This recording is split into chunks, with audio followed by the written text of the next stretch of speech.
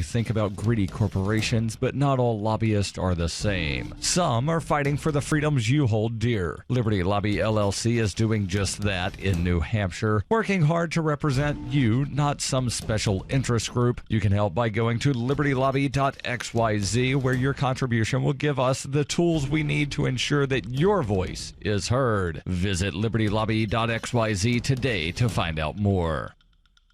UPI reports just 2 years ago, cannabis lobbyist Michael Collins was a pariah on Capitol Hill. Lawmakers would not meet with him. Not anymore. Collins, the deputy director of national affairs at the Drug Policy Alliance, said, "I've got offices reaching out to me. It's definitely a big change." Cannabis-related legislation was on a fast track to nowhere until 2014. That was the year Republicans and Democrats alike approved a measure that kept federal authorities from interfering in states that allow cannabis use for medical purposes.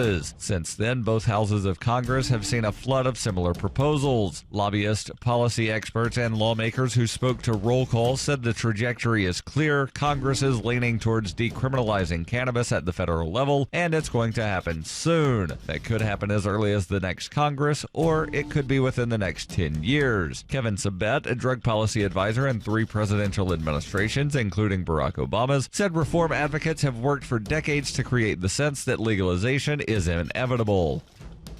For nearly 40 years, Roberts & Roberts Brokerage has been a trusted source for buying and selling precious metals like gold and silver. They also take Bitcoin for precious metal purchases and have permanently removed the minimum purchase amount for all orders paid in the digital currency. Call Roberts & Roberts today for knowledgeable advice on buying and selling precious metals and a forward-thinking approach to new technologies. 800-874-9760 or visit online at rrbi.co.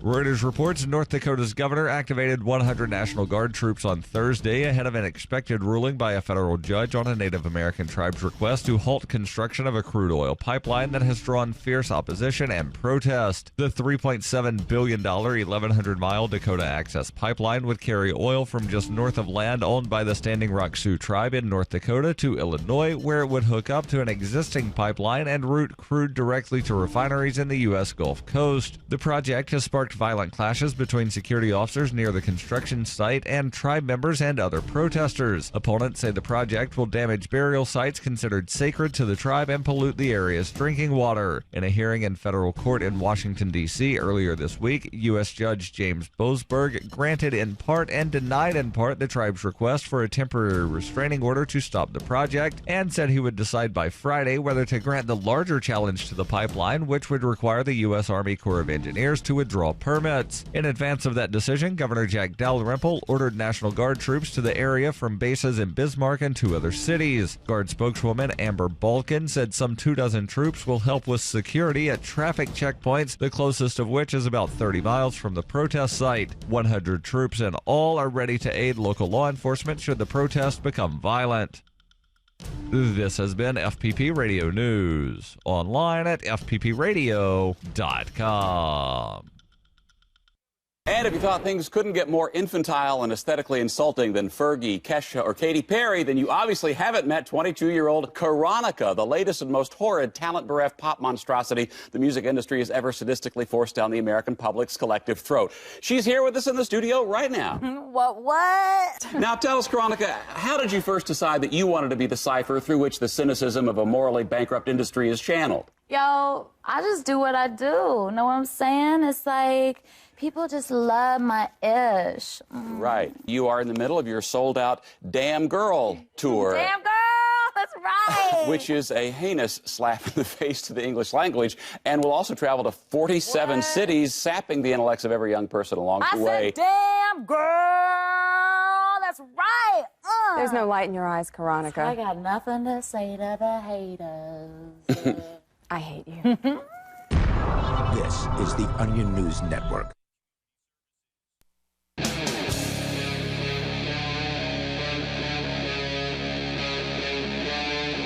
Free Talk Live.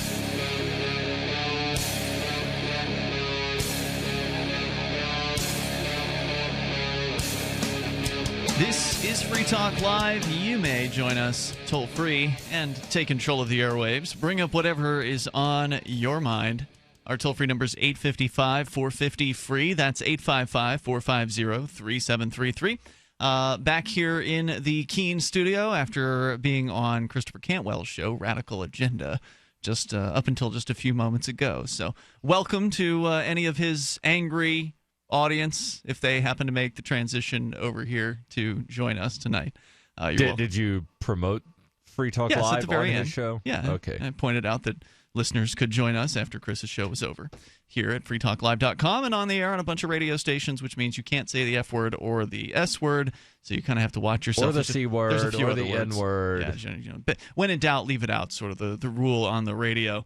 But we'll still talk to you about anything that you want. Whatever is on your mind, that's the point here of Free Talk Live. But we always bring things in to discuss that we find interesting. And last night on the show, Darryl, you had promised, now Thursday nights are my night off, so I wasn't here for it, but you had promised on Wednesday night that you were going to cover the pipeline story, which has been in the news. Specifically, the warrant out for the arrest of Jill Stein. Green Party presidential candidate Jill Stein and her running mate, by the way. Oh, really? Both of them were there, and there's warrants for both of their arrests. Now, apparently she spray painted a bulldozer. Did her running mate also do that, or what was it? I don't know what he did, but he was there, and they've got trespass, and I forget what the other charge was, but each of them have 2 charges. All right, so give me a rundown, because my understanding they went on some sort of property that was taken by the federal government back in the 1800s or something like that. The entire Indian reservation is federal property. Indian reservations, by their nature, are federal property. And so the feds decided, we're going to let this company build a pipeline through the middle of this land that we own because we're the feds and we own it, so go ahead. And the Standing Rock Sioux tribe had filed a lawsuit trying to prevent the building of this pipeline where it was being built, because they said that it would wind up destroying a sacred burial ground and some sacred artifacts. And a couple days ago, the judge in the case said, all right, stop construction until I come up with my ruling by the end of the week. And, well, it's the end of the week, and the judge issued a ruling denying the request from the Standing Rock Sioux tribe. Their request was for a temporary restraining order to permanently halt construction of the Dakota Access Pipeline. A temporary restraining order to permanently halt something? Yes.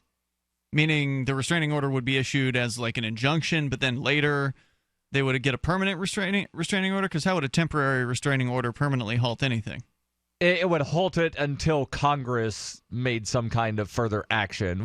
This entire thing is happening because of Congress. Right. Somebody doesn't just say, I'm going to build a pipeline, and they start building it. Right. This sort of thing, especially because it's interstate commerce, it's going from North Dakota to Illinois. Mm-hmm. This thing requires all kinds of federal approval and eminent domain and a whole bunch of other stuff. So this thing is only happening because Congress said, yep, go ahead and build, and we don't care where you build on this tribe or on their reservation because it's all government land, and yeah, go ahead, tear up their cemetery. So the judge has ruled in the favor of the government in this case, against the tribe. Story comes from CNN. U.S. District Judge James Boasberg wrote that the Standing Rock Sioux tribe failed to show that it will suffer injury that would prevent by any injunction the court could issue. Now, one of the things that they were arguing, in addition to, hey, this is tearing up a cemetery, is, and by the way, this pipeline is running through a river that provides drinking water for about 1.8 million people, and it's going to taint our drinking water. Judge said, I don't care, you've not shown how you'll actually suffer. The ruling comes a day after North Dakota Governor Jack Dalrymple activated the State National Guard, quote, unquote, in the event that they are needed to support law enforcement response efforts. In a joint statement, however, the Justice Department and the Interior Department and the Army acknowledged important issues raised by the Standing Rock Sioux tribe and other tribal nations. They have asked the pipeline company to voluntarily halt construction while the Army reconsiders the decision to proceed under the National Environmental Policy Act or other federal laws. The statement says, in part, the Army will move expeditiously to make this determination, as everyone involved, including the pipeline company and its workers, deserve a clear and timely resolution. So the Army may be changing its mind about something? Possibly. They might be changing their mind about exactly where the pipeline is going, but Okay. I don't think that they're changing their mind about building the pipeline. Right. And because it's going across a river, the Army Corps of Engineers is somehow involved in this, plus it's on federal land. The statement continues in part, in the interim, we request that the pipeline company voluntarily pause all construction activity within 20 miles east or west of Lake Oahe. Dave Archambault II, the chairman of the Standing Rock Sioux Tribe, told CNN affiliate KFYR that they will appeal. He says, we're going to continue to fight this battle as long as it takes to try and have this nation recognize the injustices that are being implemented on our nation. Well, I mean, what's new? There have been, these poor Indians have been just absolutely destroyed by the federal government, and they continue to be just treated like they mean nothing to the feds. It's tragic. And, in this case, as my understanding, there have been some pretty serious protests with, like, people blocking construction vehicles and things like that. I mean, I haven't paid close attention to it. I don't know if you have, but I've not paid a lot of attention to the details of what the protests are, but I know that there have been protests going on for quite some time. So it really wasn't, this isn't eminent domain as I'd initially thought that it was when I'd first heard about the story, but it was... Well, it's a type of eminent domain. You mean the killing and the stealing of the land from the Indians back in the 1800s? Claiming all of this is federal land and you live where we say you live.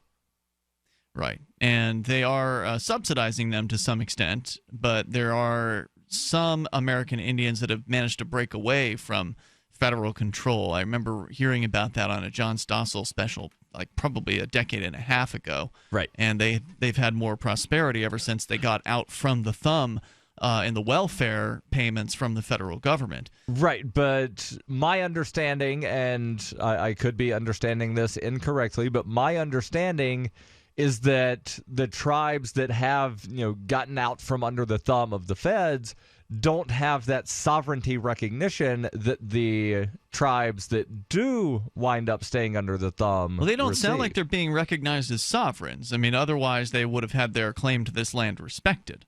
Right, and when I say, the sovereignty of the nations, so North Dakota state law does not apply inside the Standing Rock Sioux Reservation. Okay. The Standing Rock Sioux Reservation has its own government. Yep.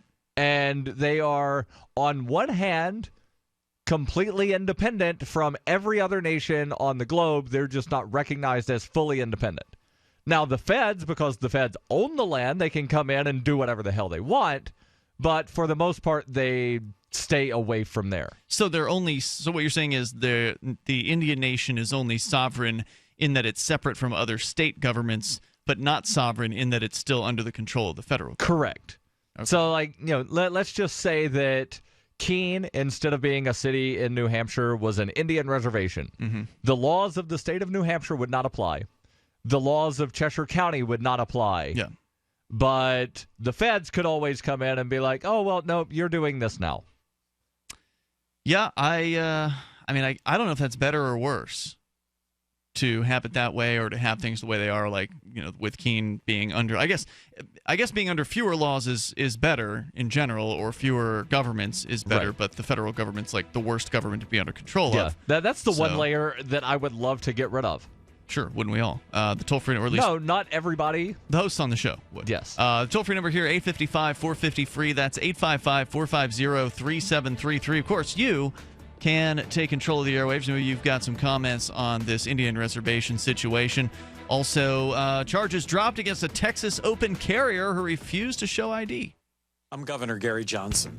I'll be on the ballot for president in all 50 states. If a Democrat is elected president, if a Republican is elected president, in 4 years, we will still be at war. America will be 4 years deeper in debt. We will have 4 more years of rising taxes. Bigger government, crony capitalism instead of free markets, and less freedom. How do we know this? Because that's what both parties keep delivering. If you're an optimist, you know that one day America will have its act together. One day we won't be at war. One day taxes will be fair. One day our social and economic challenges will be conquered, not by force, but by cooperation and mutual respect. To the independent majority of Americans who feel as I do, I say, why wait one more day? Our best America yet. Johnson Weld, 2016. Paid for by Gary Johnson, 2016. Are you happy washing your hands with harsh chemicals? Are you happy doing laundry with detergents? Are you happy paying high prices? Find your happiness with Pure Soap. These all-natural, earth-friendly Pure Soaps are the very best you've ever used. Buy in bulk. Get a 12, 36, or 48-month supply, or get items individually and still save big. You're getting soap products twice as good as what you're using now, earth-friendly and natural soaps. Your family deserves the best. Happiness is 5starsoap.com. Why not put your money up the drain for a change? See them at 5starsoap.com or call 1-800-340-7091 for a catalog. Cal Ben Soap Company can save you thousands of dollars and give you good old-fashioned real soaps that are triple concentrated. Soaps made from vegetable and coconut oils. See their full selection of soaps at 5starsoap.com. That's F-I-V-E starsoap.com. Or call 1-800-340-7091 for a catalog. Understanding your credit score is the first step towards managing and improving it. This is Charlie Sundstrom with your Van Dyke Mortgage Minute. The most influential component of your credit score is your payment history. Almost equally as important is the amount you owe on credit accounts. Also impacting your score, but to a lesser degree, are the length of time you've utilized your credit, the number of new accounts, credit inquiries, and your various types of credit accounts. To help achieve or maintain a healthy credit score, have a system set up to assure your bills are always paid on time. Don't max out your cards. It's better to have a high credit limit with a low balance. Never close old accounts. The age of these can actually help your credit score. But don't be afraid to use your credit. You need several accounts in order to have a credit score. Just keep the corresponding payments within your means. For your mortgage pre-approval and refi needs, start by visiting VanDykeMortgage.com.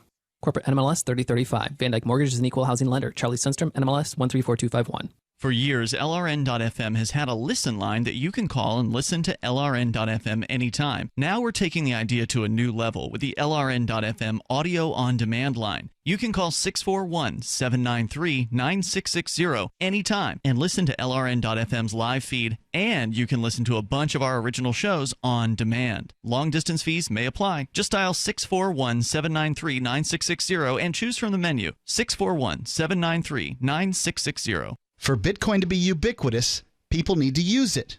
For people to use it, they must have it. How can we get Bitcoin into more hands? Tipping. What if you could include a bonus Bitcoin tip along with your regular tip to a server? What if that Bitcoin tip returned to you if unclaimed after 30 days? An attractive business card Bitcoin tip that's easily claimed, gives instructions on wallets and spending, and returns to the tipper if unused. Tip.freetalklive.com. Tip.freetalklive.com. Do you love Twitter? Make sure you favorite the LRN.FM Twitter account so you can receive our tweets at twitter.lrn.fm. That's twitter.lrn.fm.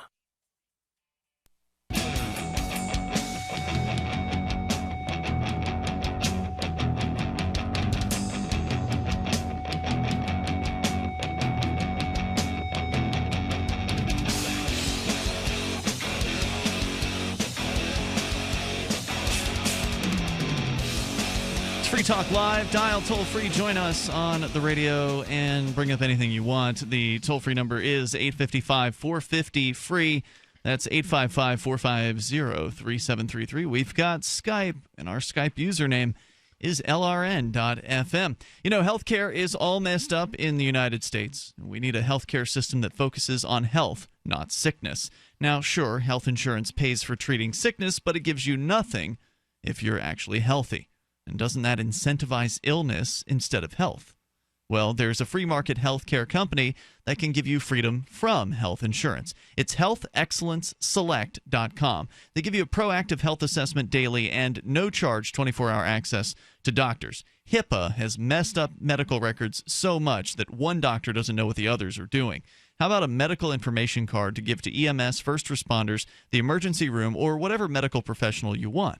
Check them out right now at healthexcellenceselect.com. Any kind of doctor, traditional, integrative, chiropractic, acupuncture, and massage. You'll love the service and price. healthexcellenceselect.com. That's healthexcellenceselect.com. As we continue here, of course, you can bring up anything you want. Our username on Skype is LRN.FM. We got lots to talk about here tonight. I don't know, is there really much more to say on this pipeline decision? What a surprise. The government judge ruled in favor of the government on this one.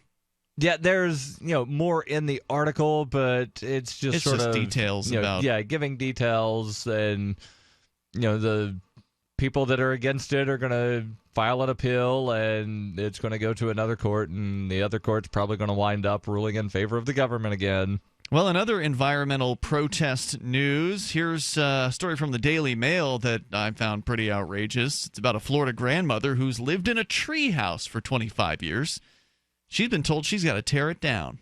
Now, when you say a treehouse, I'm guessing you're not talking about one of these sort of things that I don't know if you had when you were a kid. But like a platform of wood in a tree? No. No, some sort of maybe 10 foot by 10 foot by 10 foot platform up in a tree. I'm guessing she probably has a house that just happens to be in a tree. There is a house in a tree here, yes. It's, looks pretty nice, I would say. It's small, of course, because you can only put such, so large of a house up in a tree. Depends on how big the tree is. True. That there are trees in California where you can drive your car through the trunk. Okay, yeah. That they have the road that goes through the trunk. You could build your house into the tree. Okay, this is not one of those trees. I don't think those trees exist in Florida. Maybe they exist. They don't. Yeah. I'm just saying that, depending on how big the tree is, you can actually build a house in the tree. So, and I just did a search for Florida treehouse, and the top result is the top 20 treehouse rentals in Florida from Airbnb. Sounds pretty cool. I bet all of those paid their, government fees or whatever. In this case, she's got to tear this one down, or they'll fine her $7,000. Shawnee Chaser, she's 65, has spent the last year fighting Miami-Dade County over her home called Shawnee's Paradise that sits between an oak and a strangler fig tree in her late son Joshua's yard. According to the Miami Herald, the county has said the treehouse was built illegally. It's unsafe and must be demolished in the next 4 months. Demolished, not repaired, demolished, or she could face $7,000 in fines. She says she's already paid the county $3,000 in fines. But the grandmother, who mass produces and sells Shawnee's Green Thumb popcorn, which is stocked in Whole Foods, vowed that she will not take anything down, and she'll continue to live there with her pet raccoon, Cooney. And there's a picture of the raccoon next to a lamp inside the house. I'll chain myself to that treehouse, Chaser told the Herald. She sleeps in a double bed, and her home is decorated with family pictures, books, and a small couch. She says, when I'm up in my treehouse in thunder, lightning, and rain, I'm in heaven, she told the Herald.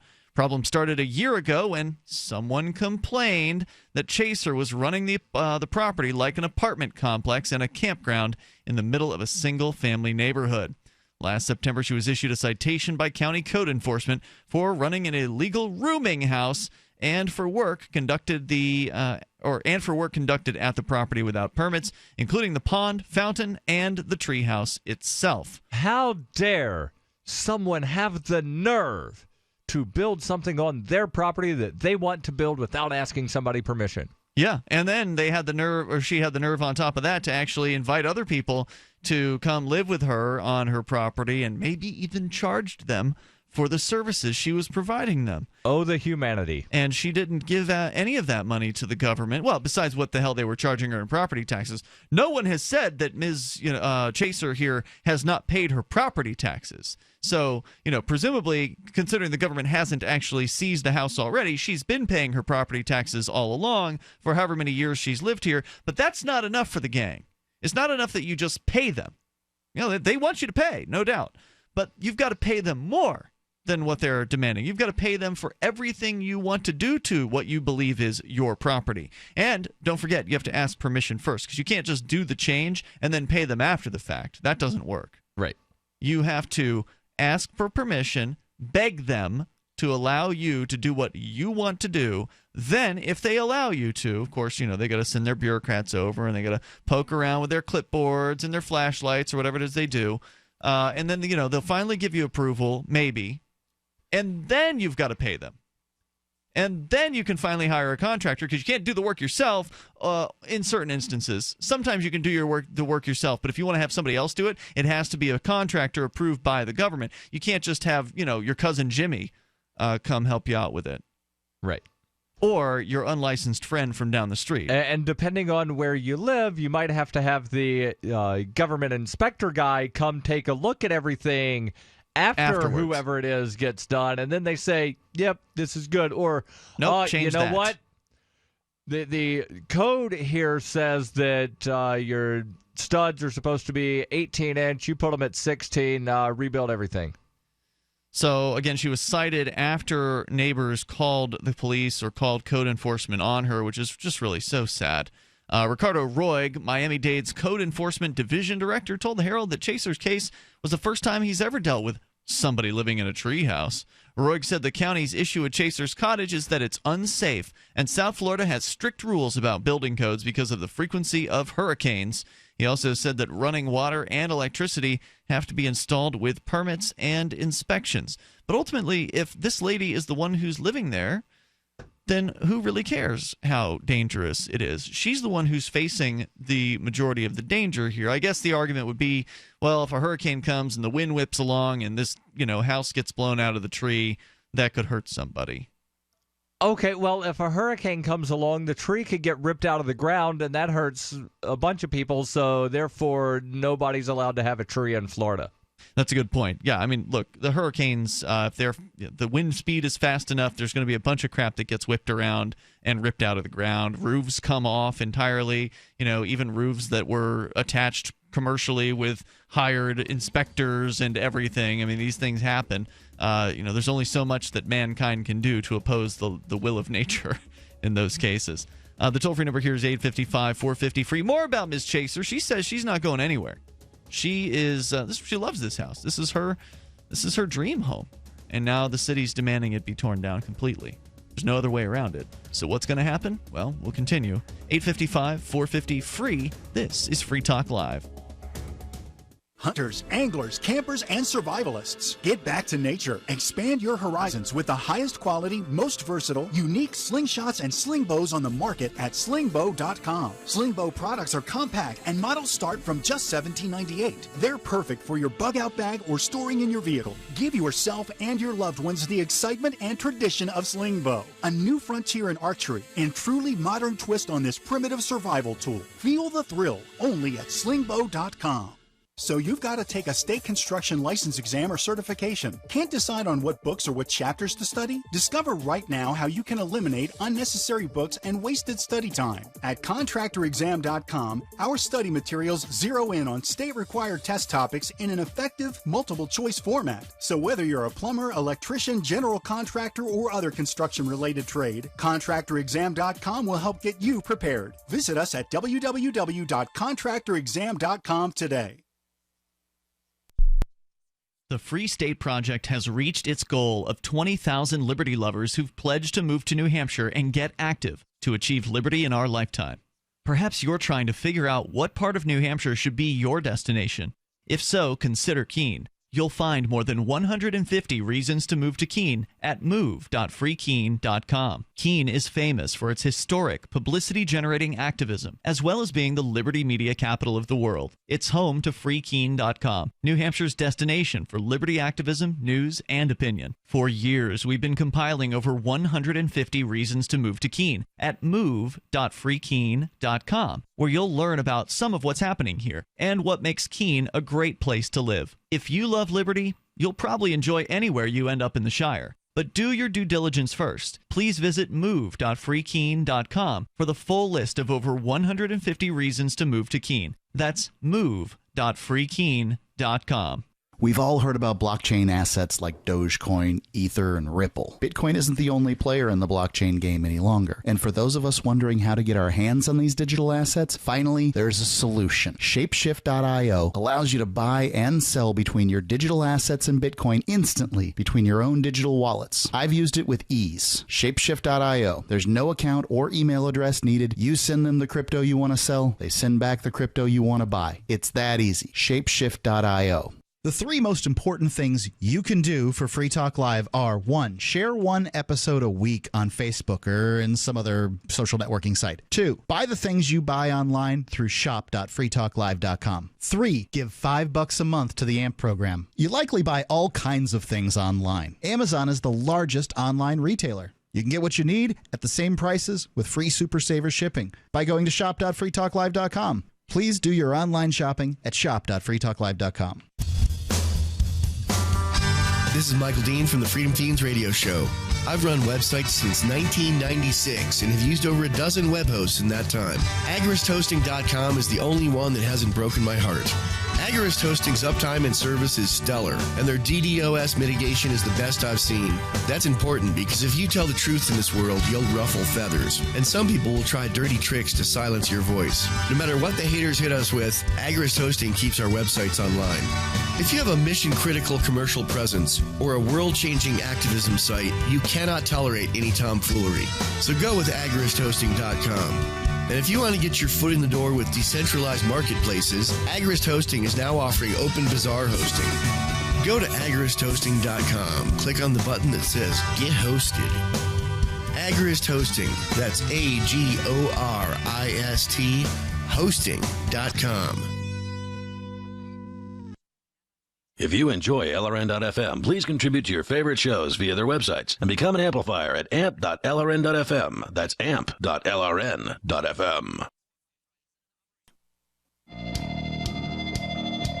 It is Free Talk Live, and of course, you can bring up anything you want. Just dial toll-free to join us at 855-450-FREE. That's 855-450-3733. A lady in Miami or the Miami area is facing complete destruction of her home. It's a treehouse that she's lived in for 25 years. And the city says it's unsafe because she didn't get our permits. So therefore it's unsafe because no one would ever build something safely without a permit. Well, they're saying other things too. Oh, well, yes, of course. Like that she didn't give them enough money. The toll-free in addition to that. All right, well, we'll get into it. 855-450-FREE allows you to join us. Liberland is the European micronation, which hopefully will have, when it is finally formed and becomes populated, will not have ridiculous zoning ordinances and construction permits because, well, it's being formed by a bunch of libertarians who actually want to have a place where there's very, very little government. And it's pretty exciting. So we've been keeping an eye on it here over at Free Talk Live. You can learn more about it over at liberland.org. By the way, there have been 7 Polish legislators who've recently they've proposed that Liberland be recognized by Poland. Plus, the Chicago Journal of International Laws released a 35-page essay that makes a case for statehood for Liberland. It's got a lot of support by big-name libertarians like Roger Ver, the owner of Bitcoin.com, and over 100,000 people have requested citizenship so far. But it's not easy to get citizenship to Liberland because it's a small place, so they've raised their standards, and to qualify for citizenship, you must substantially contribute to the growth of Liberland. So learn more over at liberland.org, liberland.org. She lives in a beautiful treehouse, which, again, has been hers. She's 65, so she built it around when she was 40. She's a grandmother. She makes popcorn, apparently, that is stocked in Whole Foods, lives at the treehouse with her pet raccoon, Connie. Now, Darryl, what were some of the other things that you said the government was upset about? Well, according to the Herald Tribune, Chaser says that, one, she cannot afford to hire an engineer or architect. But the county doesn't care. They said that she would still have to apply for a zoning variance for permission to inhabit the unit that is not the main home on the property. So they don't care that she didn't have the permits. They don't care that they want her to give money for the permit.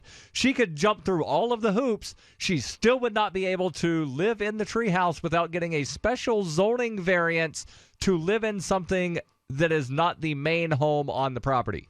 Right, so she's got to go to another set of bureaucrats and ask their permission as well. Yes. And so it sounded like she's done here is that she's rented out her main house. So there's the house, and then there's the treehouse. Right. So she built this treehouse, which is kind of her dream home. She loves to be up in the treehouse. And so she had this empty house down below. Well, why not go ahead and let some hippies come live there, or whoever it is that wants to rent the place out? Well, apparently she's been accused of running a so-called lodging house, which sounds familiar given that we've been through the same accusation here. In fact, you were awakened at about 8 in the morning one day by zoning bureaucrats or code enforcement bureaucrats, just like this lady's been harassed by. And the fire chief in Florida. Fire captain or whoever it was. Right, and they were accusing us of running the same thing, a lodging house. Now, there's a specific legal definition to this term, and I don't have it in front of me right now, but basically a lodging house is some place It's basically whatever they try to say it. They've written the definition. They can redefine it any time. But they've written the definition so broadly as to where if your cousin Jimmy sleeps on your couch and gives you $5, well, you have run a lodging house because you accepted payment. Yeah, I think it had to do with each person living there did not have their own cooking facilities, was like one factor of whether it was a lodging house or not. But also accepting money for someone sleeping somewhere. On some sort of temporary basis, right, or whatever. They have ultimately never proved that claim, and that accusation went nowhere. They did try to come after us for having not a non-interconnected smoke alarm system in the home. So the fact that there were smoke alarms that were operating was not acceptable. It needs to be all interconnected or something like that. Well, that's the claim, but when reading their actual statutes, they only have to be interconnected if it's something other than a single or two-family dwelling. And a duplex is, by definition, a single or two-family dwelling. I don't remember that detail from the statute. I believe that pretty much everybody that makes a new house is supposed to have the interconnected thing. But right, new constructions. But what the statutes did say was that the firemen could not come and inspect a single or double family home, period. Correct. Like what they did was illegal, basically. And yes. So I objected to that, and the district court ruled in my favor. So I motioned to dismiss based on that fact, pointed out their own rules. Hey, here's your own rules. And in this case, the Judge Burke actually did the right thing and ruled in my favor, and the city then appealed to the Supreme Court, which the Supreme Court... No, the city attempted to appeal. Well, they filed an appeal. Okay, so they appealed, but the court did not accept their appeal because they had to have the approval of the Attorney General's office to move forward with to have the court accept the appeal, basically. So, right, so they attempted to appeal, but the appeal was not proper, so the court threw it out. That's correct. I mean, they filed an appeal, Darryl. They appealed. They had the intention of that appeal working, but they did not follow the rules of the appeal process either. So correct. They didn't follow the rules in the first place when they raided the house. They didn't follow the rules of the appeals process in the second place by not getting the approval of the Attorney General. And then later, after the fact, they tried to get the approval of the Attorney General, and they still couldn't get it. So they tried to motion for the court to accept it anyway without the approval of the Attorney General, and they failed. Right, and if you look up the court docket, because the appeal was never accepted because it was not properly filed, from a legal standpoint, there was no appeal. I see what you're saying. Right, from a technical legal standpoint. Yes. But they tried their best. Oh, they tried. Yeah. Back to the story in Miami. So the government bureaucrat from the enforcement department says that Ms. Chaser can live in a legal treehouse, but code and unsafe structure inspectors looked at the cottage and found it wasn't up to the county's standards. He said, it's just a combination of situations that haven't been well thought out. Well, apparently it's been fine for 2.5 decades. The supposedly unsafe structure that's so dangerous. Oh, my God, she installed water without approval from the county. That's dangerous. Chaser told the Herald she's unable to afford to hire the necessary people to bring the home up to code, but even if she could afford them, she said the county told her about the zoning thing that you pointed out. She's not going to give up. She's in the process of talking with her attorney about all of her options. She's lived in the tree since 1992 after she moved her family back to Miami from California. The home's built with a curved wooden steps that lead to the second story. It has a kitchenette with a mini oven and sink, along with a tiny living room equipped with a ceiling fan. In the kitchen, she has perfected her brand of organic popcorn, cooking it for visiting grandchildren. Originally started making popcorn 40 years ago, but went into business when her son Joshua died to give her a new focus. According to Miami.com, it's called Shawnee's Green Thumb Popcorn, and according to their website, it is GMO-free. And she goes on to talk about her healthy popcorn to the folks over at the Daily Mail. I wish her the best of luck. It sounds to me like she's a pretty dedicated lady. I mean, you got to be a dedicated person to your vision to go ahead and construct it without begging the bureaucrats' permission in the first place. And when threatened to, not crumble under the pressure and basically vow to continue living in this place, she says she'll chain herself to the treehouse. Good. Now, that's the kind of resolve that I really like to hear about. We probably don't have a whole lot in common necessarily with this lady based on, what her political views might possibly be, but she believes she has the right to this property. And I don't care what her political views are. She's making the right stand in this particular case. Whose business is it besides hers how she builds her home? I can understand the argument. Okay, the neighbors are in danger because this lady is doing something that is inherently dangerous on her property. She's lighting brush fires or something like that. But that's not the argument. It's just that she built this without permission. And who could possibly defend the government in this case? I'd love to hear from you if you're out there. Toll-free number is 855-450-FREE. That's 855-450-3733. You can take control of the airwaves. Why don't we have taco trucks on every corner anyway? Apparently, you're going to tell us about that coming up here tonight. Darryl, plus you can bring up anything here on Free Talk Live.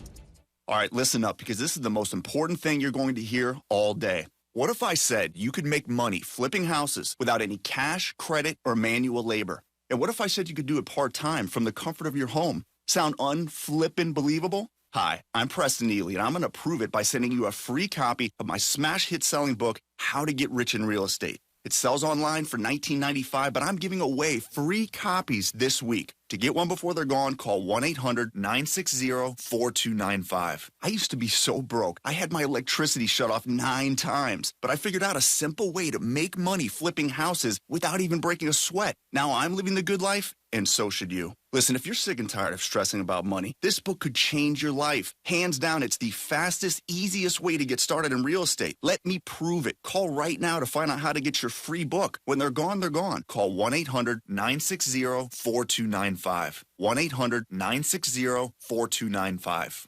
Dangerous blood clot device alert. If you or a loved one had an IVC filter placed to prevent blood clots from traveling to your heart or lungs and suffered an injury, you may be entitled to substantial financial compensation. The FDA warns that IVC filters may cause serious complications, such as heart or lung damage, internal bleeding, and even death. These dangerous blood clot devices can break, and the metal fragments can travel to your heart or lungs, causing serious injuries. If you or a loved one suffered organ damage or other injuries from an IVC filter, you may be entitled to substantial financial compensation. Act now. Time is limited to file a claim. For a free consultation and free information, call Injury Help Desk at 800-478-1507. 800-478-1507. 800-478-1507. This is an advertisement. Paid non-attorney spokesperson. InjuryHelpDesk.com is responsible for this advertisement. Principal office, Las Vegas, Nevada. These statements have not been evaluated by the FDA. This product is not intended to diagnose, treat, cure, or prevent any disease. Work with your doctor when taking medications. Make Protovite part of your healthy lifestyle. HealthForLiberty.com is your source for Protovite, a powerful nutritional supplement that's a true breakthrough for your health. Poor digestion makes it nearly impossible to absorb the nutrition your body needs. Protovite is a liquid multi-nutrient formula with patent-pending absorption technology and the highest quality ingredients to nourish nourish every cell in your body. My name is Sandra White. 6 weeks ago, when I started taking Protovite, I was on 14 medications, from everything for blood pressure to fibromyalgia. In the first 10 days, my blood sugar dropped 50 points, and my fibromyalgia pain is gone. And so was 12 of the 14 medications that I was taking. I'm 66, living life and loving it. Go to healthforliberty.com right now. That's healthforliberty.com. Thank you, Protovite, for giving my life back. If you want to know the latest about Free Talk Live before we go on the air, all you need to decide is how you want it delivered. It's your choice. Visit news.freetalklive.com. You can get emailed announcements and participate in contests via our email updates list. Plus, we have a Twitter account that you can follow and a Facebook page where you can become a fan. So visit news.freetalklive.com to get news about Free Talk Live as soon as it's announced and the way you want it delivered at news.freetalklive.com. That's news.freetalklive.com. There's no better app for tracking the value of cryptocurrencies than CoinCap. I've had a lot of apps for tracking Bitcoin, but none that's ever been able to track 500 digital assets at once. Their best feature is the Altfolio. I love this thing. You enter how many Bitcoins, Ether, Dash, Doge, or whatever else you have, and it tells you how much your crypto is worth. You can watch yourself get rich. If you have crypto, go right now to coincap.io, or you can use the Apple Store or Google Play to get the app. I love CoinCap. coincap.io. You can put the Liberty Radio Network on the air in your area. Visit broadcast.lrn.fm to learn how. Broadcast.lrn.fm.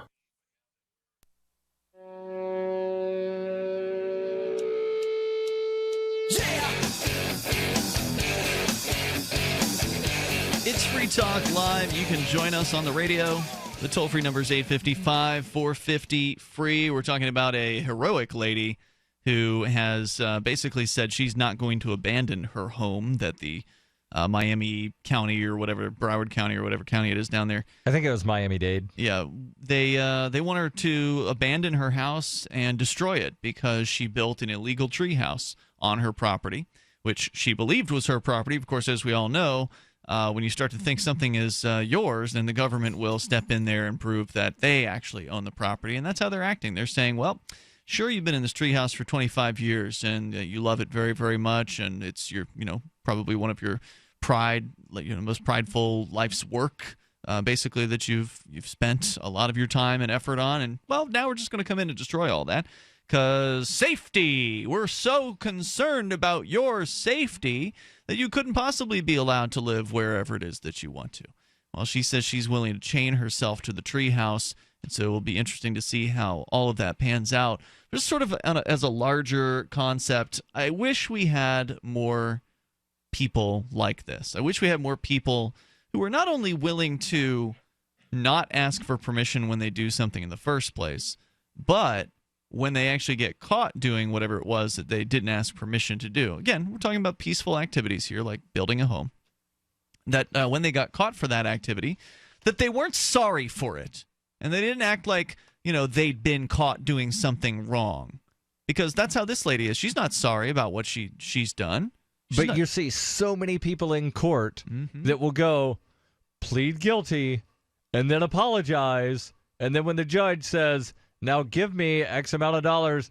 Okay, thank you, judge. Yep, that's right. Thank you. They will thank the judge. Why are you thanking the guy that just extorted money from you? It's really crazy. I mean, it's just... We've been trained to do it, Darryl. I don't blame someone for doing it. There's a certain training that's not explicit that just goes on in society where every time you see somebody interacting with a judge, whether it's on television or if you actually go into a courtroom, well, they behave in a certain manner. They act as though the judge is their master. And, of course, by all evidence, that's the truth. And so if judge says jump and you don't say how high, you go to jail for contempt. Right, and if you mouth off to the master, you're going to go to jail for contempt too. Back in the day, you might have gotten some whippings or some lashings for mouthing off, and now they'll put you in a cage. I mean, really, it hasn't changed that much.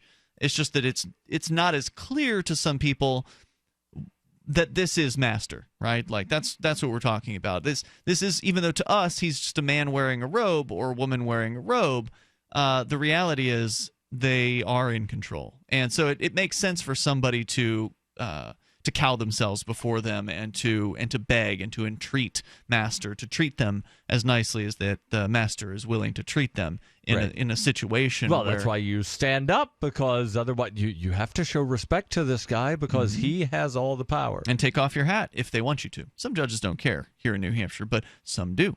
The Judge Burke here in Keene has arrested multiple people for the wearing of a hat in court, whereas a judge in Manchester, he'd let Shire dude wear his mushroom hat in court. It didn't matter to him. So it's just all about the fickleness of the man wearing the robes. There's really no rules that apply beyond whatever arbitrary ones he wants to make up in the moment. Rule number one is that the judge gets to decide which rules apply. That's correct. You're not joking. That's really Rule 1.1 of the District Court rules of the state of New Hampshire. And I bet you if you looked in other courts and their rules, they probably have similar, because it's all boilerplate to some extent. Right. They probably have similar rules. So that's why I say when this lady is standing up for herself like this, it's so, I think, inspiring.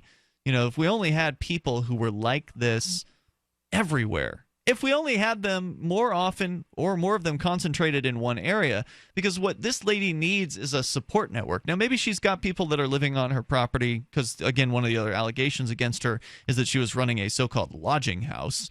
So maybe she has some tenants who would also be willing to kind of stand with her. But ultimately, as the owner, she's the one who's most likely to stick through this to the end, if that's her intention. If the claim is lodging house, then most likely whoever is staying in the house is not staying is transient very long, so they technically would not be a tenant. Okay, true. But my point is she may have supporters on the grounds, and that's what she's going to need. She's going to need people who are there, because if she really is going to go all the way with this, then she's either calling the county's bluff if they're bluffing, and odds are they're not. So at some point there's going to likely be some level of conflict where government agents will come with some sort of an eviction notice and tell her, well, since you didn't pay the fine, the $7,000 fine, which isn't going to make it go away. She can pay the fine, but they're going to come back with more fines after that. So you pay this fine, and then you go get all your permits, and then you have our inspector come out. No, she has to tear it down. Then you have a contractor, and then you still can't live here unless you get a zoning variance. Right. Get the zoning variance, then tear this. Well, first of all, tear it down now, then get the zoning variance, then hire a contractor, government approved, to then rebuild the tree, if you can get the approval and the permits for that. That's what she would have to do. Yeah, and by the time she does that, she'll be about 80. Right. She can't climb up the the stairs to get into the tree. Yeah. At that point, she'll have to build a tree elevator or something like that.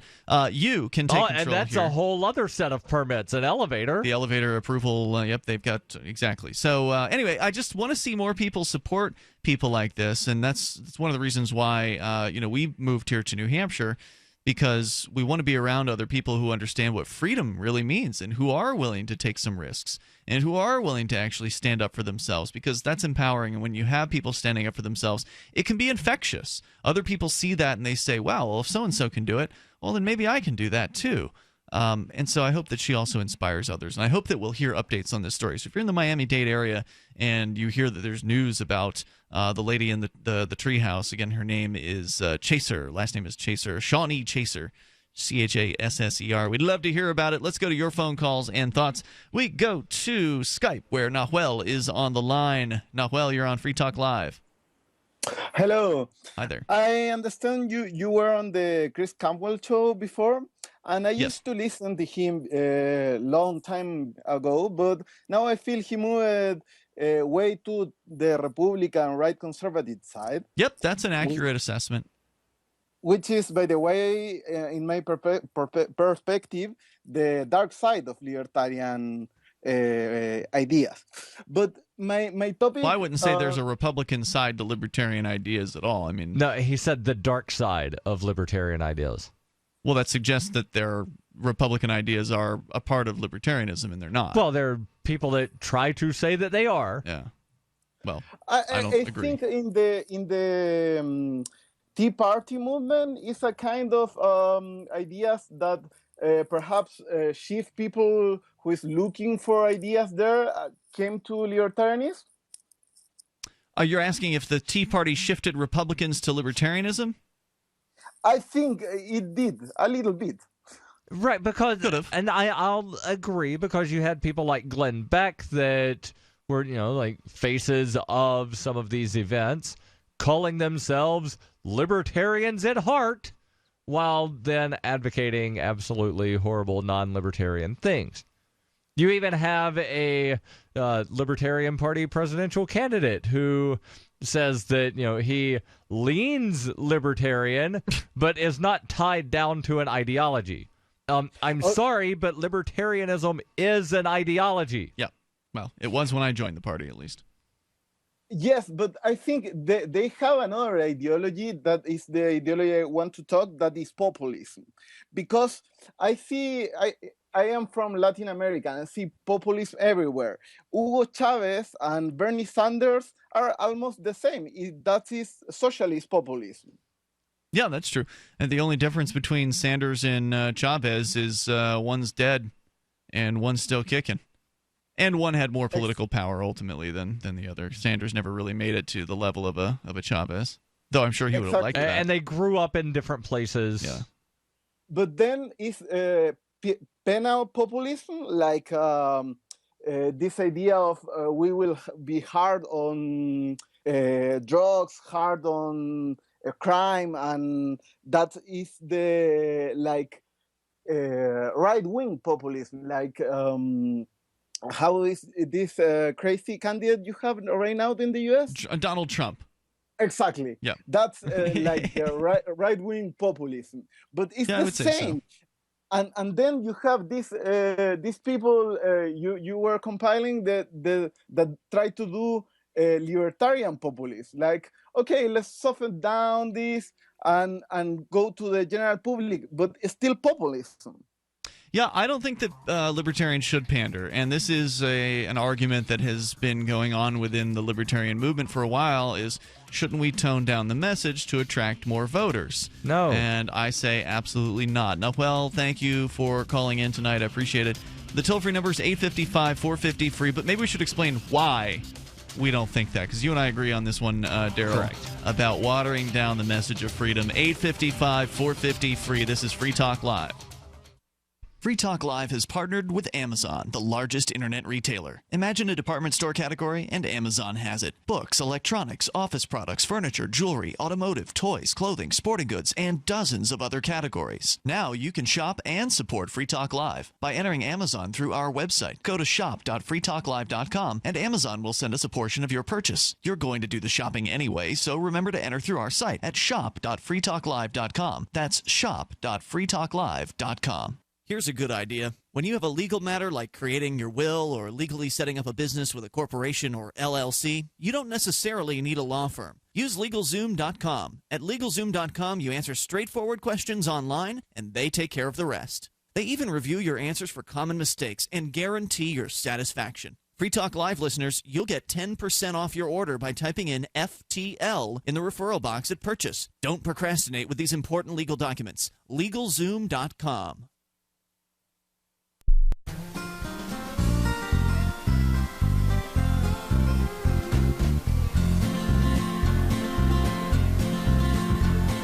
On the second Saturday of every month, the Texas Republic Congress meets in a joint session. To learn how you can attend or become a member of Congress, visit thetexasrepublic.com. And together, we can liberate Texas. Here's a chance to do a little activism while you're cruising Facebook, Twitter, or Google+. Between the LOL cats, the recipes, the hot girls, and the inspirational sunrise memes, Free Talk Live's posts pass by your newsfeed. Like them, comment. It gives us more exposure. If you don't see our posts, click like at facebook.freetalklive.com and then hover over it to click Get Notifications. It's an easy way to spread the ideas of liberty a bit further. I know you're busy, but you can spare that 1/10 of a calorie it takes to click on something. facebook.freetalklive.com. You're listening to the live edition of Free Talk Live. Hour number 2 is next, after the news, here on the Liberty Radio Network at LRN.FM.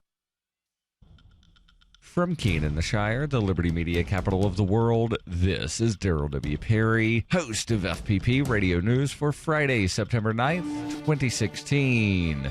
Silver is trading at $19.51 per ounce. Gold is valued at $1,337 per ounce. And according to BitcoinAverage.com, the average price of Bitcoin is $627.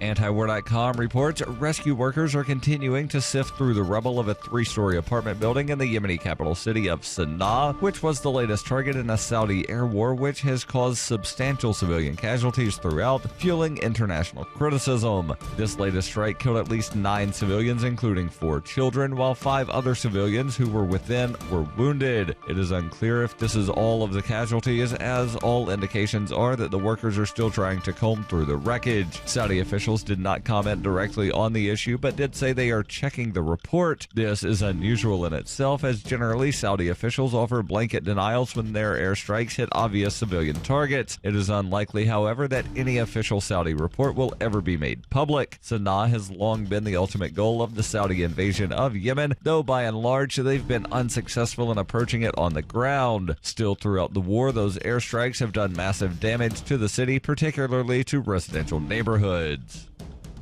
When you hear the word lobbyist, you probably think about greedy corporations, but not all lobbyists are the same. Some are fighting for the freedoms you hold dear. Liberty Lobby LLC is doing just that in New Hampshire, working hard to represent you, not some special interest group. You can help by going to libertylobby.xyz, where your contribution will give us the tools we need to ensure that your voice is heard. Visit libertylobby.xyz today to find out more.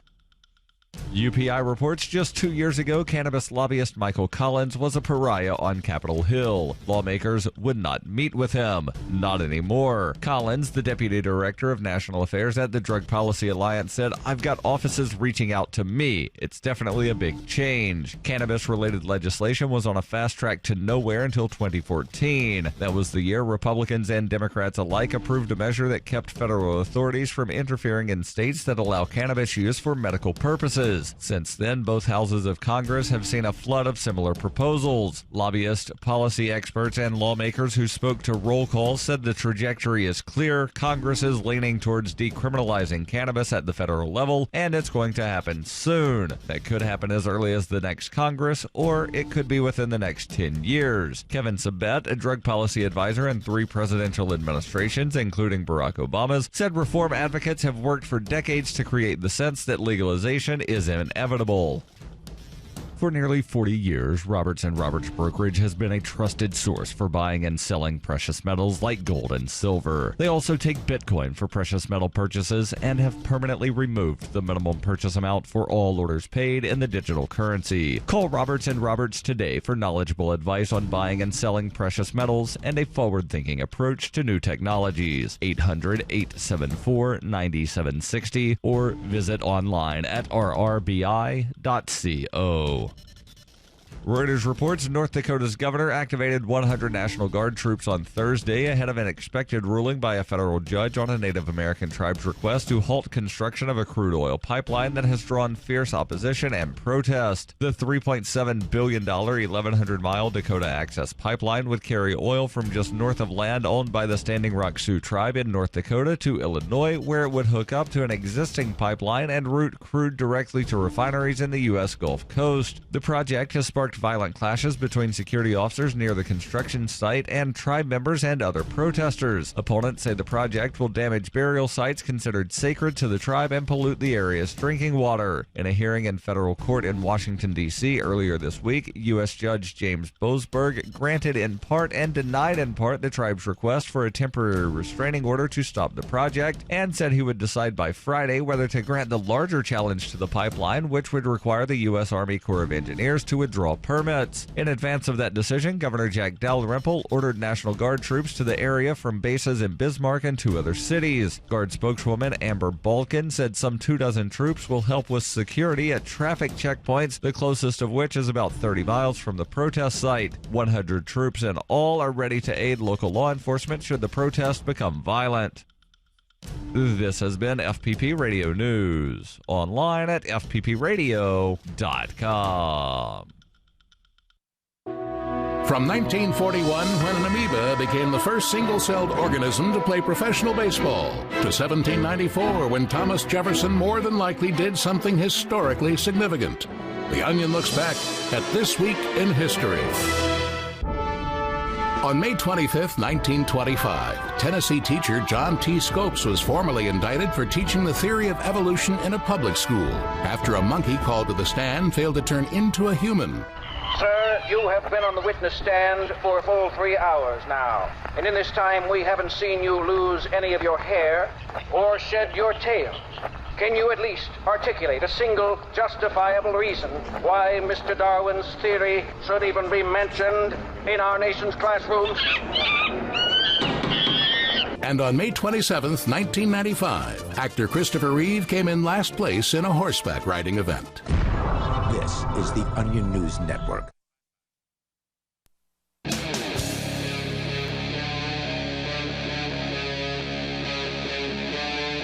Free Talk Live. It is Free Talk Live. Dial in toll-free and take control of the airwaves here as we launch into the second hour of the program. Our toll-free number is 855-450-FREE. That's 855-450-3733. Why aren't there taco trucks on every corner? I'm disappointed that there aren't. And Darryl, you're going to have to explain to me why that is. Apparently, the Foundation for Economic Education has come out with a piece about this. Yes. And, of course, you can join us and bring up whatever's on your mind. Plus, the latest on the FBI and their Tor-exploiting takedowns of various different darknet websites out there. There's an interesting lawsuit that has been filed by the ACLU about this. And we'll give you the update on that when we get the chance. Of course, your calls and thoughts, you can bring up whatever you want. Toll-free number is 855-450-FREE. And also, we have to address the question of, well, why not just go all populist? You know, that's what there's been a lot of people advocating for in the liberty movement for a long time. And it seems like they've been getting their way. They've got Gary Johnson, and prior to that, a couple of other Bob Barr, I guess, in 2008. Bob Barr. Gary Johnson again in 2012. Less than libertarian presidential candidates. If you think that we're just, quote unquote, bashing Gary Johnson, allow me to read from his bio on his website. Mm-hmm. Although Gary considers himself to be libertarian-minded, he has always believed that good public policy should be based on a practical cost-benefit analysis rather than a strict ideology. So basically, he has no adherence to any principle whatsoever, and it's his analysis of each issue based on his own opinions of what the costs and the benefits are is what will make his decisions. And because somebody once told him he's a libertarian, then he is libertarian-minded. And I've heard people try to, do this sort of thing to where they'll stretch the definition so far to where everybody but George Bush, Barack Obama, and Joseph Stalin are libertarians. Oh, well, Donald Trump has a libertarian position, so therefore libertarian. Bill Clinton back in the 90s, he cut spending, libertarian. He smoked pot. He smokes pot, libertarian. He banged his intern, libertarian. Let's go to the phones. We can get back into this here in a moment. We do have Ralph on the line in New Jersey. And Ralph, you're on Free Talk Live with Ian and Darryl. Yeah, before I would answer address the question that Wolfman is with us tonight. Good evening, Wolfman. How are you? Who asked you a question about Wolfman? Wait, you have Wolfman on the phone with you? I'm confused. No, Wolfman is I'm with still us. confused Wolfman about is who with the us. hell asked Ralph a question. You said, Okay. welcome to the show. Who's Wolfman? Well, the other guy with you. Darryl's? The other guy with you. You talking about Darryl? Okay. Yeah. Is it because of his long hair? Regarding the NFL, I want to. I've not howled at the moon Wait in a long a time. minute, Ralph. Are you actually watching the show on our web feed over at cam.freetalklive.com? No, not really. No, I'm not.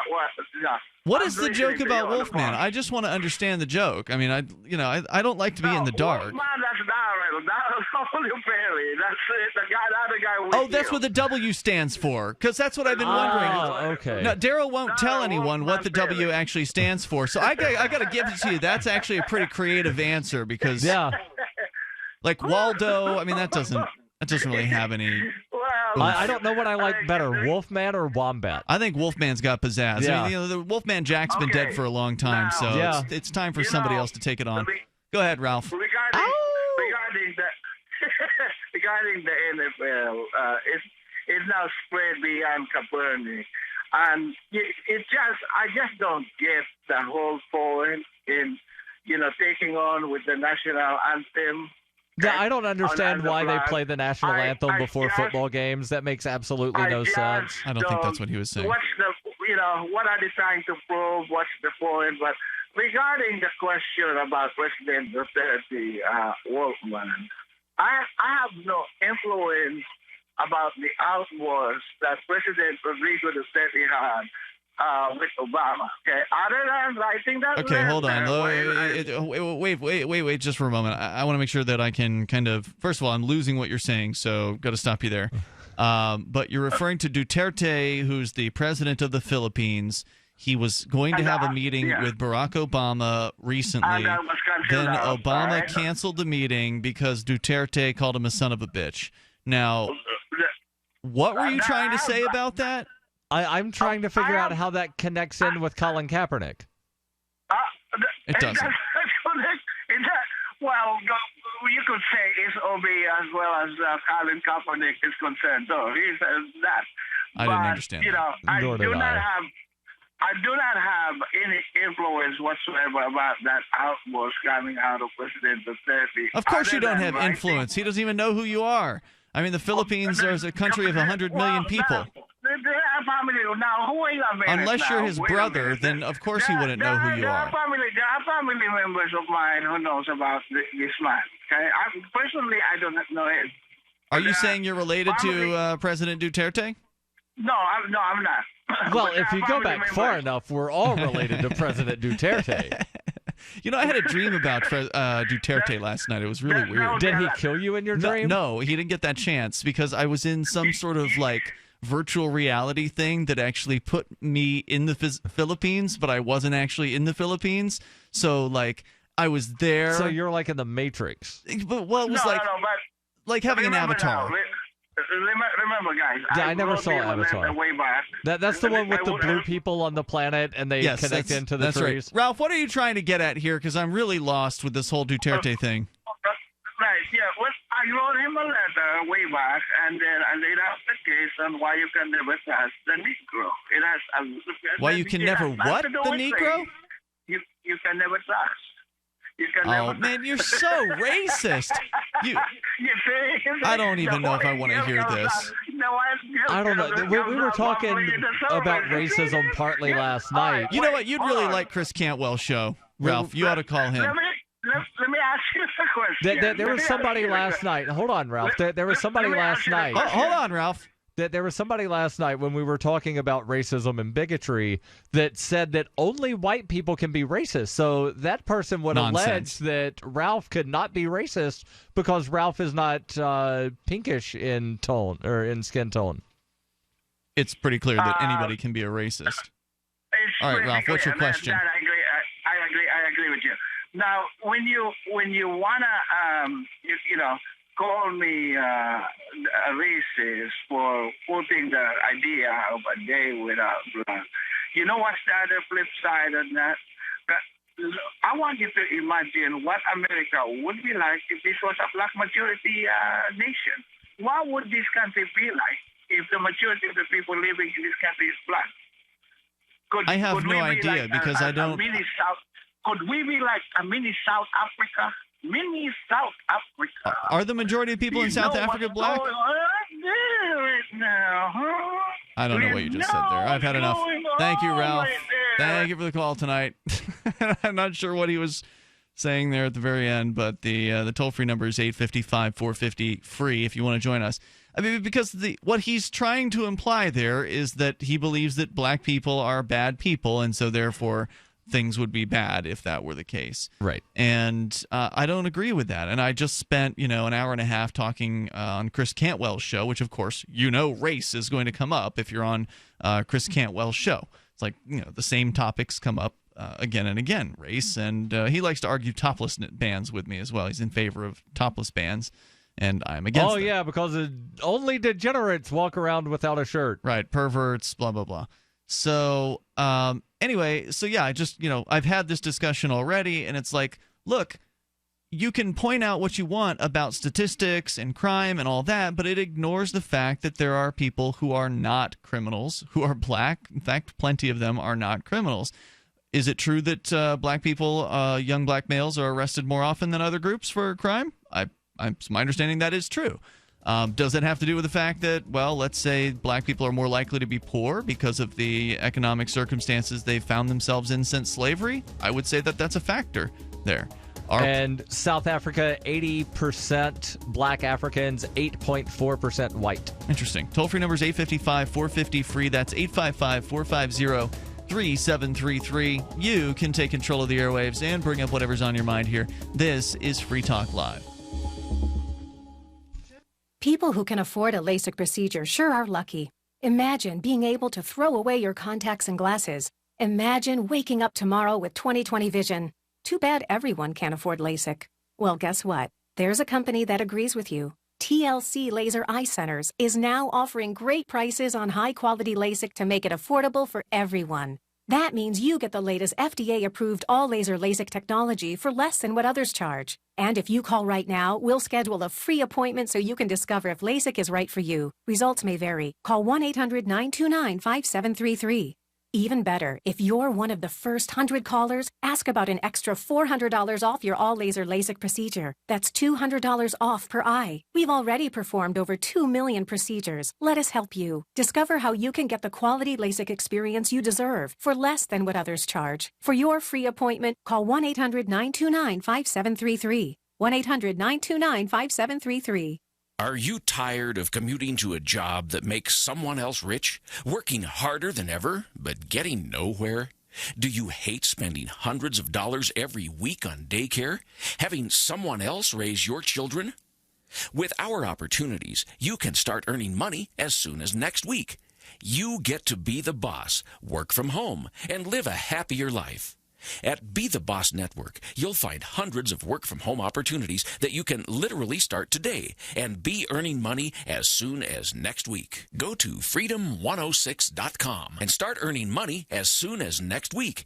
You get to be the boss. Get out of the rat race. Work from home. Go to freedom106.com right now and change your life today. That's freedom, the number 106.com. Go to freedom106.com and start earning money as soon as next week. You be the boss. Go to freedom106.com.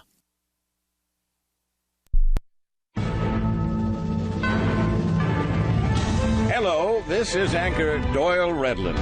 I have just been informed that my 40-year contract with the Onion Radio News expired 2 minutes ago. A brief extension has been added to my contract to allow me to say goodbye to you, my faceless listeners.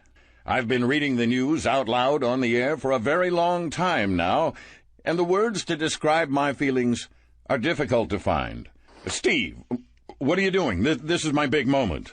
I'm getting the word now that you have to leave the studio right now. But where will I go? Now. Well, goodbye, everyone. I'm just coming back for my hat. No, it's my hat. I just need it and I'll go. There's no need to get pushy. Moose! Rocco, I thought we were friends. So you've heard all 3 hours of the latest episode of Free Talk Live, and you're still hungry for liberty-oriented audio content? Did you know that we have another 24/7 audio stream at LRN.FM? The Liberty Radio Network airs the latest episodes of some of the best liberty-oriented podcasts on the internet around the clock. In addition to recorded content, you'll also hear live shows like Free Talk Live, originating from our Keene, New Hampshire studio. So listen anytime at LRN.FM. That's LRN.FM. This is your Roberts & Roberts Brokerage Daily Precious Metals Update. In early trading Friday, gold is down $7 at $1,331 per ounce, and silver is 28 cents lower at $19.39 per ounce. Bitcoin is currently trading at $619 US. Check out our selection of Royal Canadian Mint products, beautiful bars and coins with enhanced security features. For more information, call Roberts & Roberts Brokerage today at 800-874-9760 or visit us online at rrbi.co. You can connect with the Liberty Radio Network via our Facebook page at facebook.lrn.fm. That's facebook.lrn.fm.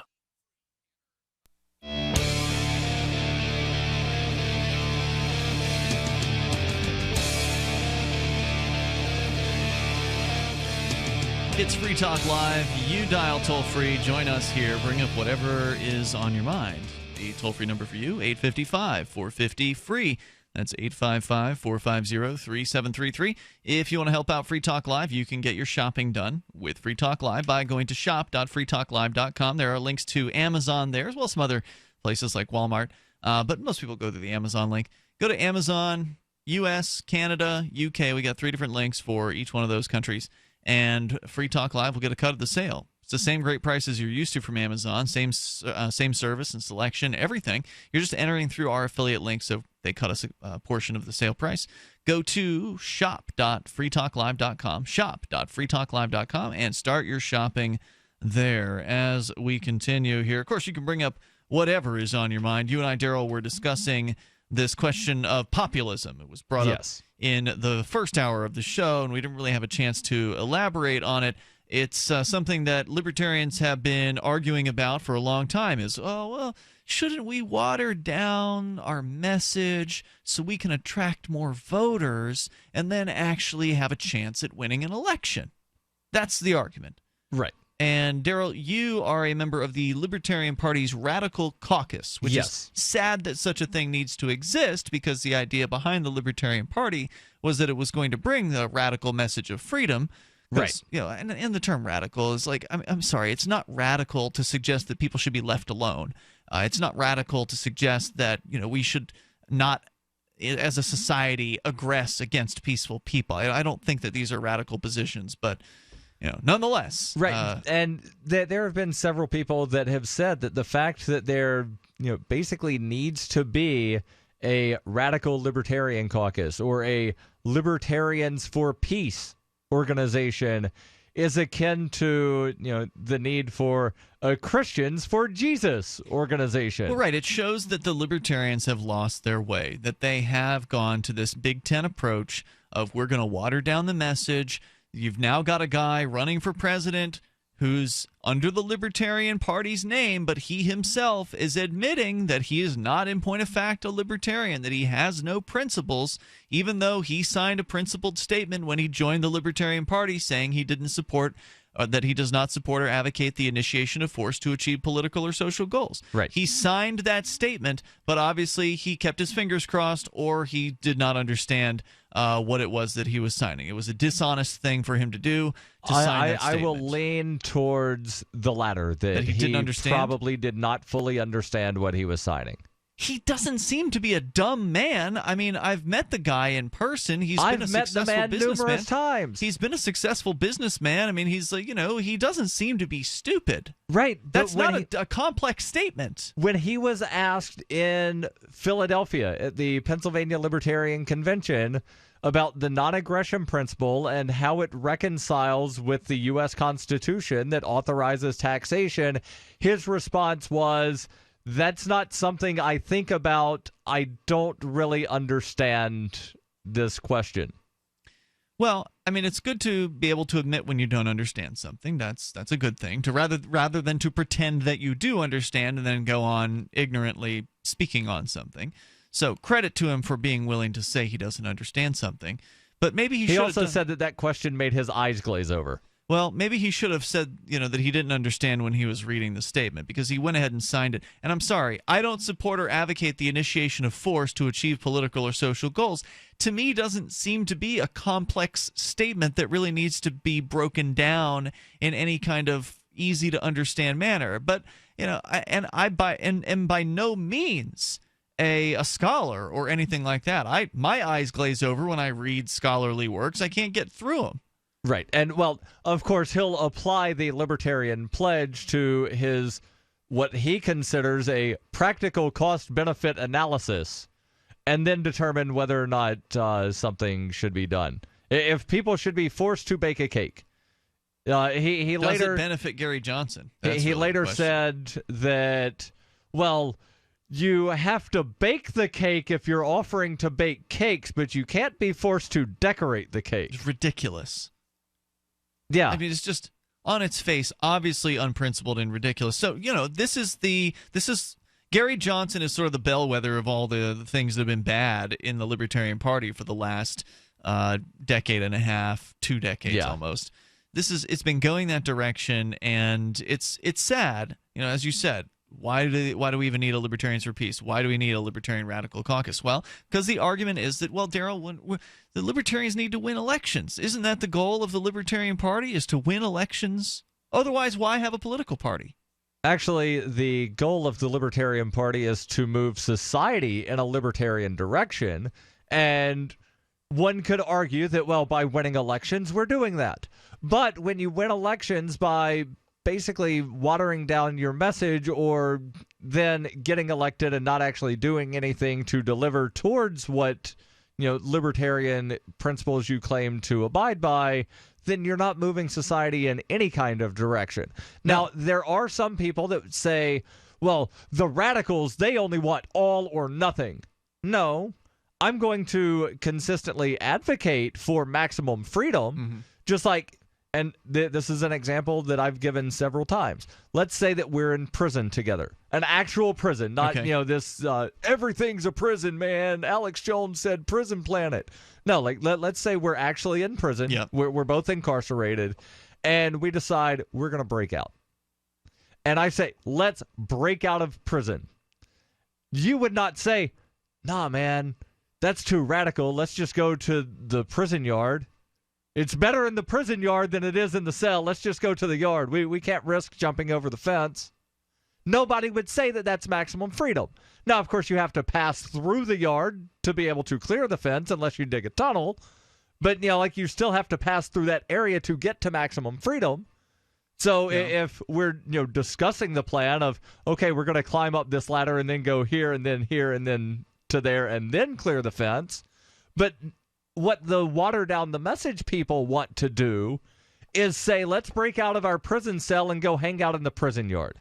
Let's break out of our cell and hang out in the day room. Well, that's not breaking out. That's not freedom. That's a baby step. Right. And the analogy probably breaks down if we were to really dig into it. But nonetheless, I get your point. Okay, another analogy. We're driving from here to Los Angeles. I don't think we need an analogy for this. It's you crystal say, clear. Let's go to Louisville. We don't need an analogy for this. It's crystal clear how government works. It's compromise-based. I mean, anybody that's ever been involved in the political process knows how ugly it is. It is, an ugly, compromised process where nobody gets their principles brought in. Buying a car is a compromise. You go in, you ask for a lot more off-sticker price than what you think you're going to get. Right. You might get what you think you're going to get. You might get more. Right. But if you go in and say, I'll give you $500 below sticker, they'll say, okay. But if you say $2,000, you might get $750. You might get $1,000. Well, right. If you go in and you tell them you'll pay sticker price, you don't get to walk out and claim that you took a principled position or anything like that. And so anyway, without all the analogies, it's pretty clear that politics is compromise. So if you don't ask for the maximum freedom, well, then you're asking for something less than that. And you will get something less than what you ask for. Right. So why not ask for the maximum? Toll-free number is 855-450-FREE. That's 855-450-3733. You can take control of the airwaves here and bring up whatever's on your mind. It's Free Talk Live. ProPure water filters, making water great again. Taste and feel the difference with state-of-the-art filter technology. Pro 1 G2.0 and Pro Max filters are independent lab-tested to NSF standards. Choose from Gravity, Countertop, Pitcher, Shower, and inline filtration products. There's a ProPure for you. Buy risk-free today. Visit your authorized ProPure dealer for details or ProPureUSA.com. That's ProPureUSA.com. So you've got to take a state construction license exam or certification. Can't decide on what books or what chapters to study? Discover right now how you can eliminate unnecessary books and wasted study time. At contractorexam.com, our study materials zero in on state-required test topics in an effective, multiple-choice format. So whether you're a plumber, electrician, general contractor, or other construction-related trade, contractorexam.com will help get you prepared. Visit us at www.contractorexam.com today. Since time began, tyrants have taken aim at personal liberties. Now there's a movie that aims back. The government has no more right to tell us what to put in our bodies than they have to take our guns or tell us what books we can read. 6 drug police were eaten by bears while raiding a marijuana farm. On your knees, you dirty hippies! Jesus. On your knees! What's the problem, officer? Today, many cops who enforce pot laws do so only because it provides them with cushy jobs, good benefits, and a chance to push people around. I was an undercover narcotics officer. The drug war is nothing but a farce. The Second Amendment says you got to keep you and your get intact. Guns and Weed, The Road to Freedom. A film by Michael W. Dean and Nima Vadadi. DVD available now at gunsandweed.com or on Amazon. That's gunsandweed.com. Makes the perfect gift. Remember, that's gunsandweed.com. Did you know that Free Aid is a mutual aid, educational, and networking organization? At Free Aid, we support volunteers who provide first aid. We do outreach to the public about health and safety, and we bring together medically skilled freedom lovers. Free Aid is made possible by your generous support. Donors can receive great gifts like first aid kits, t-shirts, silver dime cards, and hoodies. The Free Aid Silver Dime Card Project is sponsored in part by Roberts & Roberts Brokerage, Freedom's Phoenix, and Don't Tread on Meme. Visit fr33aid.com. LRN.FM is proud to announce our official listening apps for Android and iOS devices. Now you can easily tune into our streams anywhere, anytime on your smartphone or tablet. Just visit apps.lrn.fm or search for LRN.FM in the Android or Apple app stores. Please download, rate us 5 stars, then share the link on your social media and let your friends and family know how you're listening to LRN.FM. Download it now, free at apps.lrn.fm. Excuse me, is this where I get a license to start a new business? I wouldn't be hasty. You have to get a license to go out of business, too, you know. Oh, well, look, I've invented this little anti-gravity machine, see? Oh, is that why you're walking 2 inches above the floor? Oh, yes, it's very comfortable. It saves on shoe leather. Yeah, well, you have to fill out these forms and report to the Human Services Department of Manpower Orientation and register with the Fair Employment Practice Commission, the Wage and Hour Division of the Employment Standards Administration, the State Sales and Income Tax Division, the Internal Revenue Service, and the Social Security Administration of the Department of Health, Education, and Welfare, and, of course, OSHA. OSHA? I thought that was a little town in Wisconsin. You'll find out. Say, floating around like that could be dangerous. Have you checked with the Consumer Product Safety Commission? Well, not yet. Come to think of it, you actually are flying, aren't you? Look, you need to go over to the Federal Aviation Administration and the Transportation... It's very hard to get anything done these days if you're in business, but free enterprise built this country. Think what could happen if we don't keep it free. A public service of this station and the Center for the Defense of Free Enterprise, Bellevue, Washington. Besides, we just can't have people floating about unregulated, you know.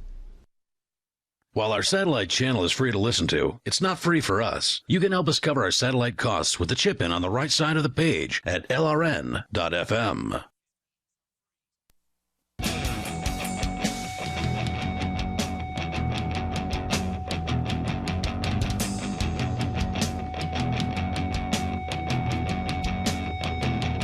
Free Talk Live, dial here to join us. The number is 855-450-FREE. 855-450-3733. What do you want to talk about? The pipeline news with the judge ruling against the American Indians in that case, or the Florida woman who's claiming she'll chain herself to her treehouse that the county wants to have destroyed. All of those things, the lack of principles in the Libertarian Party, those are all things we've discussed so far. Also, Bitcoin.com is your premier source for everything Bitcoin related. You can get help buying Bitcoins or choosing a Bitcoin wallet, read the latest news, or engage with the community on our Bitcoin forum. You can find places to spend your Bitcoin or play online games with the cryptocurrency. It's the source for all your Bitcoin needs and news. It's Bitcoin.com. Our toll-free number again, 855-450-FREE. I did mention some good news out of Fort Worth, Texas, and then we'll talk about taco trucks coming up here. They have taco trucks in Fort Worth, Texas? I bet they do, but that's not the good news. The good news is by Brett Sanders, who you may recall Brett Sanders. We had him on the show a few months ago when he dumped out a bunch of pennies, $200-something. That's why I've heard the name. Yeah, of pennies onto a court clerk's window, basically buckets full of pennies, and really kind of made a splash, I think, on the scene. He's been doing cop pennies block. Don't really splash too well, but yeah, I think they did in this case. He splashed them all over the place, and they weren't so happy about that. But that's not what the news is about here. Just kind of reminding maybe for our longtime listeners who this guy is. He's been a cop blocker as well, so he's been active with copblock.org. And somebody who's willing to record the police. In late February of 2016, this is from his blog, which is brettsanders.me, and he posted it just yesterday. He says, in February of 2016, I was arrested along a stretch of highway in South Lake, Texas, for refusing to provide the proper permit to an officer of the law while open carrying my pistol. I was later charged with one count of unlawful carrying of a weapon, which is a Class A misdemeanor and carries up to 2 years in jail. Today, he says, I'm happy to report that all charges against me have been dismissed. The problem with the open carry law in Texas, says Brett, and a big reason I made my stand, is that police departments all over the state have claimed a right to stop, detain, and demand paperwork from anyone who they see open carrying a pistol.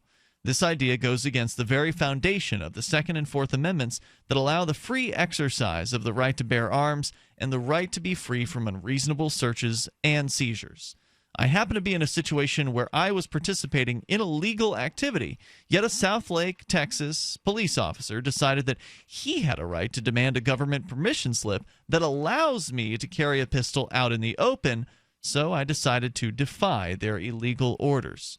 Once I invoked my Fifth Amendment right to remain silent, I refused to answer any questions, and the officers promptly arrested me for unlawful carry of a firearm, even though they had no reasonable suspicion that I was not licensed. Thanks to Cell 411, I was able to live stream my location and video of the entire arrest, which mobilized a massive outpouring of support and angry calls to the jail where I was being caged.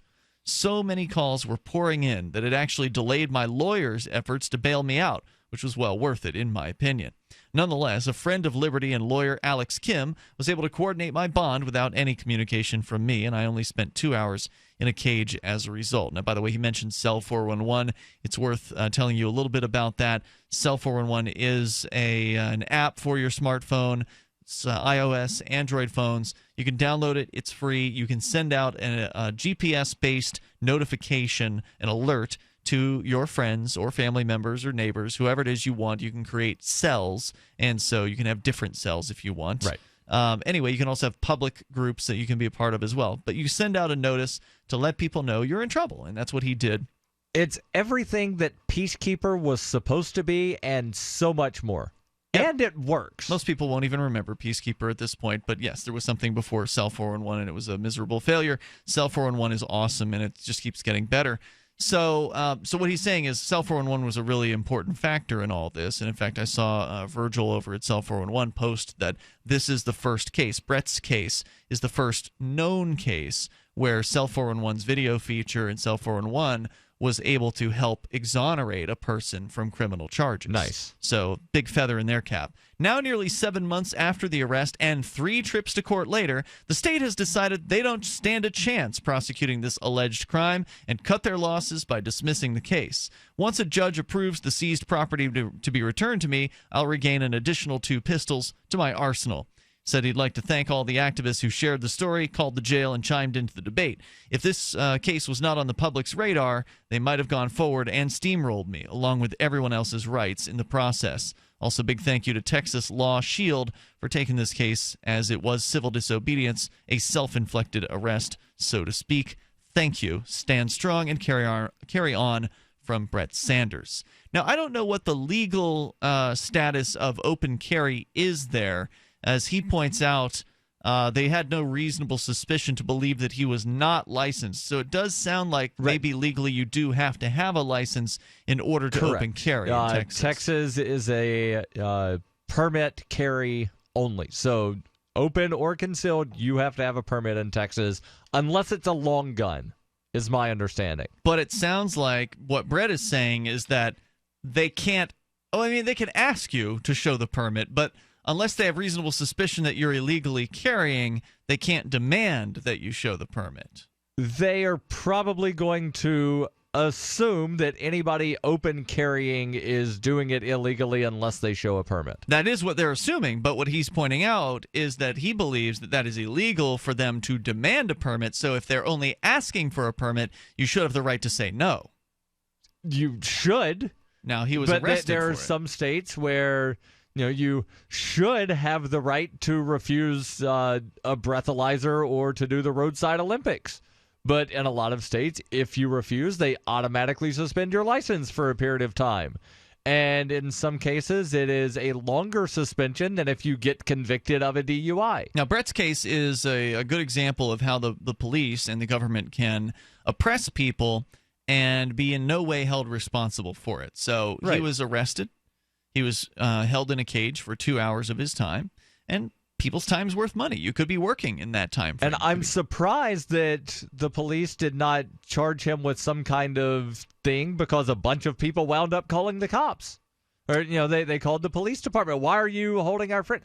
Well, that's not his fault. I mean, he's not responsible for that. It's not his fault, but we covered the story where there was the guy that got charged with interfering in police something because a bunch of people called the police after he was arrested while live streaming. I don't recall the details on that story. Did the charge actually stick? I think he wound up beating the charge. Yeah. But still, it was another thing that he had to go spend a lot of time to wind up fighting. And that's the point I was making here is that they wasted his time on the spot, and then they wasted his time further later with three court appearances. I suspect that they'll probably try to waste some more of his time if they think they can. Oh, no doubt. But my point was going to be that this is an example of how the government can screw people over and be in no way held accountable. It would be very expensive for him to sue after this, right? Of course. And the amount that he would be able to collect for only being inconvenienced for 2 hours plus the various different court hearings would be very, very minimal. So it's unlikely. Wrongful arrest, you could get a few $1,000s for a wrongful arrest. You could, but whether or not you can find an attorney that's willing to spend the time on the case is another question, unless you've got the legal ability to do it all on your own. And we have seen instances here in New Hampshire, like with the Carla Carrick case, where she got a $57,000 award, if you will, because the cops arrested her wrongfully for recording them at a police stop. And so, maybe he does. I think he may have grounds to sue, but whether or not that suit will be brought is another question, because it's a whole other ball of wax. You got to go through a bunch of, it's not like you can just file the suit and get the judgment the next day. There's a bunch of work that has to go into it, depositions and a bunch of nonsense. And so instead, the government generally just gets away with harassing people. So even if they drop the charge in the end, as they did in this case, technically he wins, but he still has lost his time and a lot of his effort. And the law ultimately hasn't changed. The Texas police will continue to threaten people over open carry. It's Free Talk Live. Know that sound? That's the sound of trouble for CPAP users. Did you know that just one drop of water in your CPAP system can become a breeding ground for mold and bacteria? Breathe that stuff in and you're battling respiratory infections, allergy attacks, and more. But here's good news. SoClean.com has released the world's first and only automated CPAP cleaner and sanitizer. It's the healthier way to clean your system because it kills 99.9% of germs in minutes. For a limited time, you can try it risk-free for 30 days. Just call 1-800-951-9693. So Clean makes cleaning your CPAP a breeze. It's completely hands-free. Just pop in your mask, close the lid, and presto, your CPAP system is clean and fresh in minutes. Don't let one drop of water wreak havoc on your body. Call SoClean.com now for your risk-free trial while supplies last. 1-800-951-9693. That's 1-800-951-9693.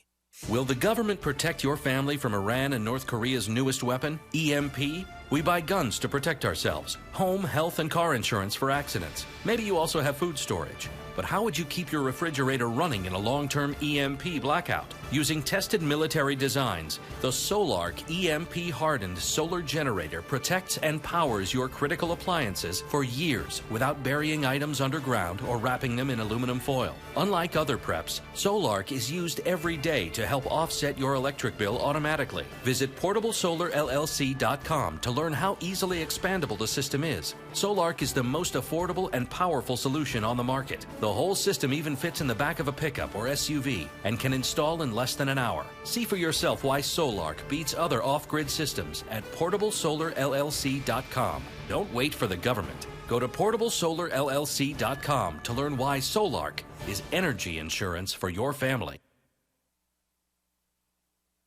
Why did you move to the Shire? I moved here to the Shire because there's other people around who take liberty just as seriously as I do. I moved to the Shire because I saw videos of people challenging authority and thought that I could get support myself. It called to me, like, do this right now. I wanted to be around people like me who got it, and once I got here, I knew there was nowhere else that I wanted to be. I've always wanted to change the world, so I moved to the Shire to join people who were actually working towards doing the same thing. The people here are awesome, loving, and positive. It was for the adventure and for the feeling of something important is happening here. And I just wanted to come to sort of be part of that. Visit ShireSociety.com to read and sign the Shire Society Declaration and learn the reasons why, if you love liberty, you should immigrate to the Shire. Plus, add yourself to the Shire map at ShireSociety.com. That's ShireSociety.com. You may already know about the Free Talk Live audio-on-demand phone line at 641-793-9660. Did you know that not only can you listen to Free Talk Live via your phone, you can also leave a message and have it delivered to Free Talk Live's hosts? To leave us your thoughts, just dial 641-793-9660. That's 641-793-9660. Press 2 for Free Talk Live, and then hit 0 to leave your message. Radio is the most personal of mediums. I exist right now in your head. If you listen to Free Talk Live regularly, you know me. Free Talk Live is on more than 160 radio stations around the U.S. and has been downloaded on every continent around the world. Hundreds of thousands of listeners with ad packages from $600 a month to $6,000 a month. Imagine what we can do for your business, project, website, or idea. Email me, mark@freetalklive.com. Help get LRN.FM into more ears. Visit promote.lrn.fm for a free bumper sticker, flyers, banners, graphics, and more. Promote.lrn.fm.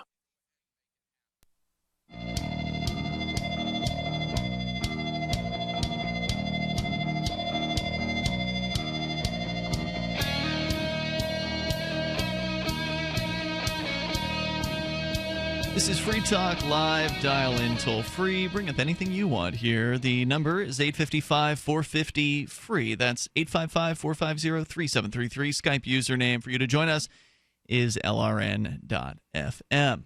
With you in studio tonight, you've got me, Ian. And Darryl. We definitely need more activists like Brett Sanders. People who are willing to stand up for what they believe in. Get that guy to New Hampshire.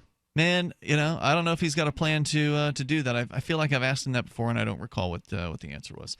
But it'd be great. That's the kind of person that we need here in New Hampshire. We need people like that to get together in the same geographic area because, well, he was talking about Cell 411, which is an excellent tool where you can alert people to something that's going wrong. But if the people you alert aren't willing to do anything about it, then you're really just shouting down into a hole. Right. But in this case, apparently the Cell 411 alert that he sent out was very, very important because it did alert people and they did take action, even if they didn't physically come there.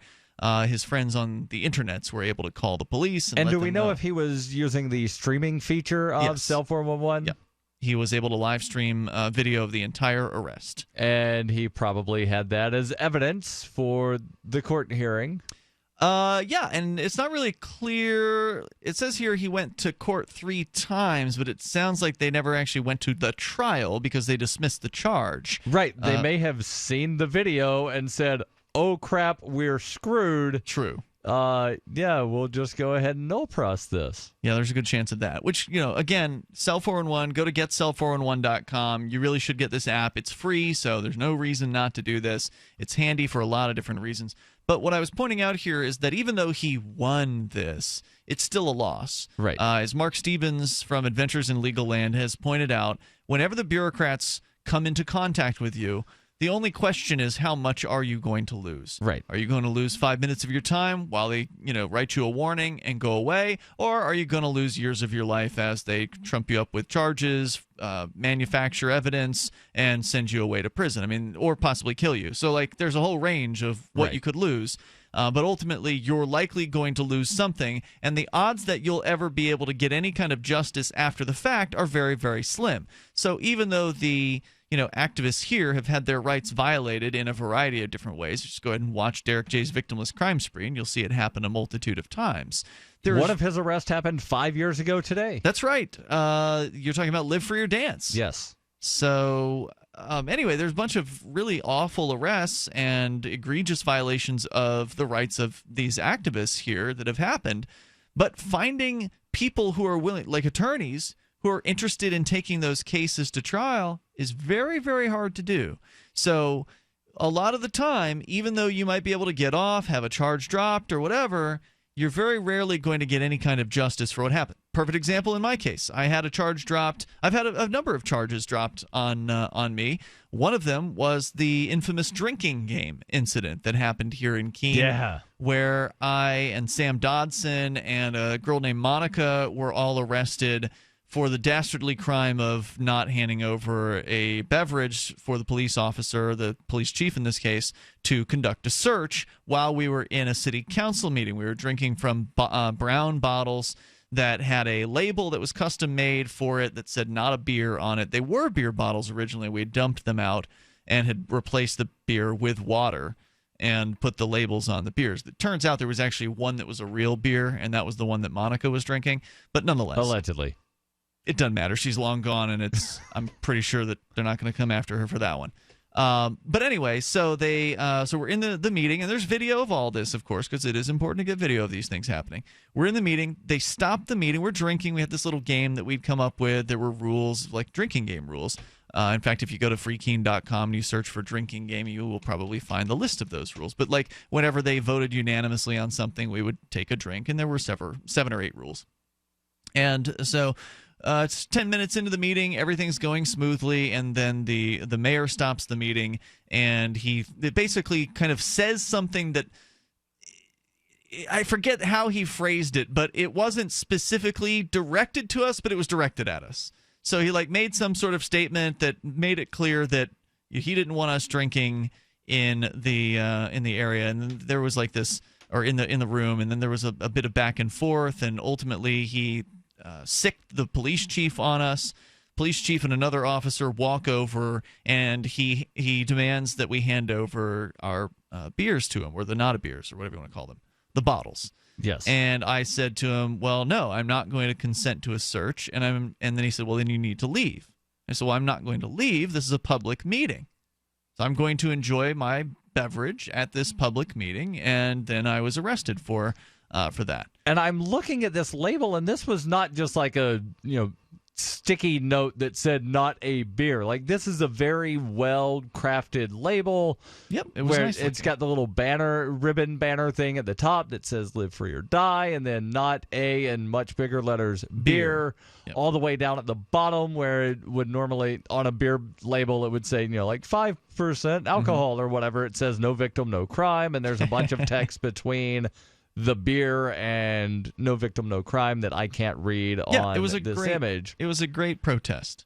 And we both got arrested, and then they arrested Monica outside a little bit later.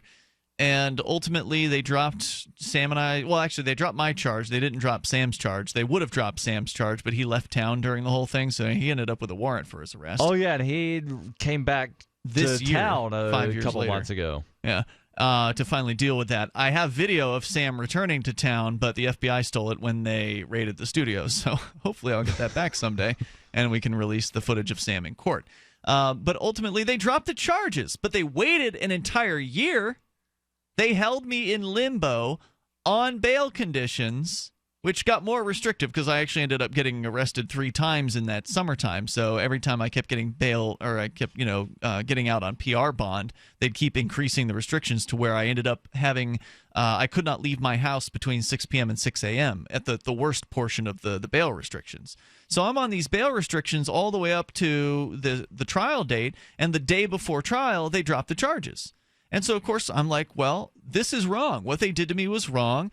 It was obviously an illegal arrest. If it wasn't an illegal arrest, they'd go through with the prosecution. Right. If they had a case against me, they would have prosecuted me for it, and they didn't. So instead, they used their privilege of, being in this system and having no real fear that anything's going to happen to them. See, we've got all these immunities, so That's we correct. can do whatever we want to, and it doesn't matter what you think. Right. And, you can talk to attorneys, and they'll tell you, you pretty much can't sue them. I mean, basically, that's what most attorneys are going to tell you. Right. And any attorney that says, okay, yeah, you might have a chance here, most of them want money.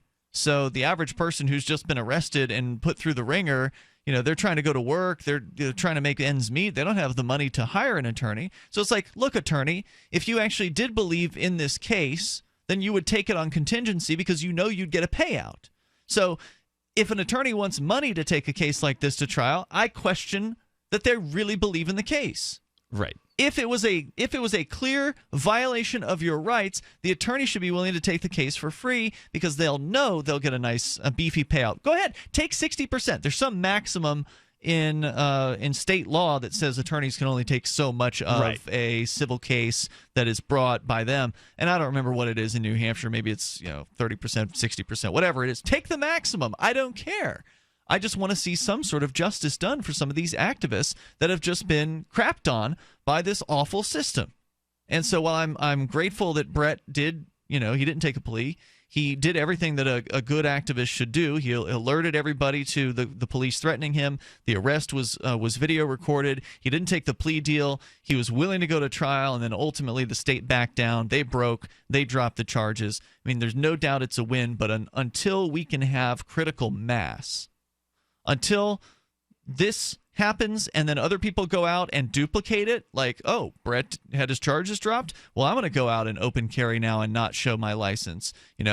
Until this can inspire others to follow in Brett's footsteps and have a massive amount of people do the same thing and exercise their rights as well, flex their rights, if you will, then we're never really going to advance because the police they'll just pick on everybody but Brett. Right. If they know who Brett is, they'll know, leave that one alone. He'll challenge you. So go after everybody else who they know, for the most part, is just going to be a pushover.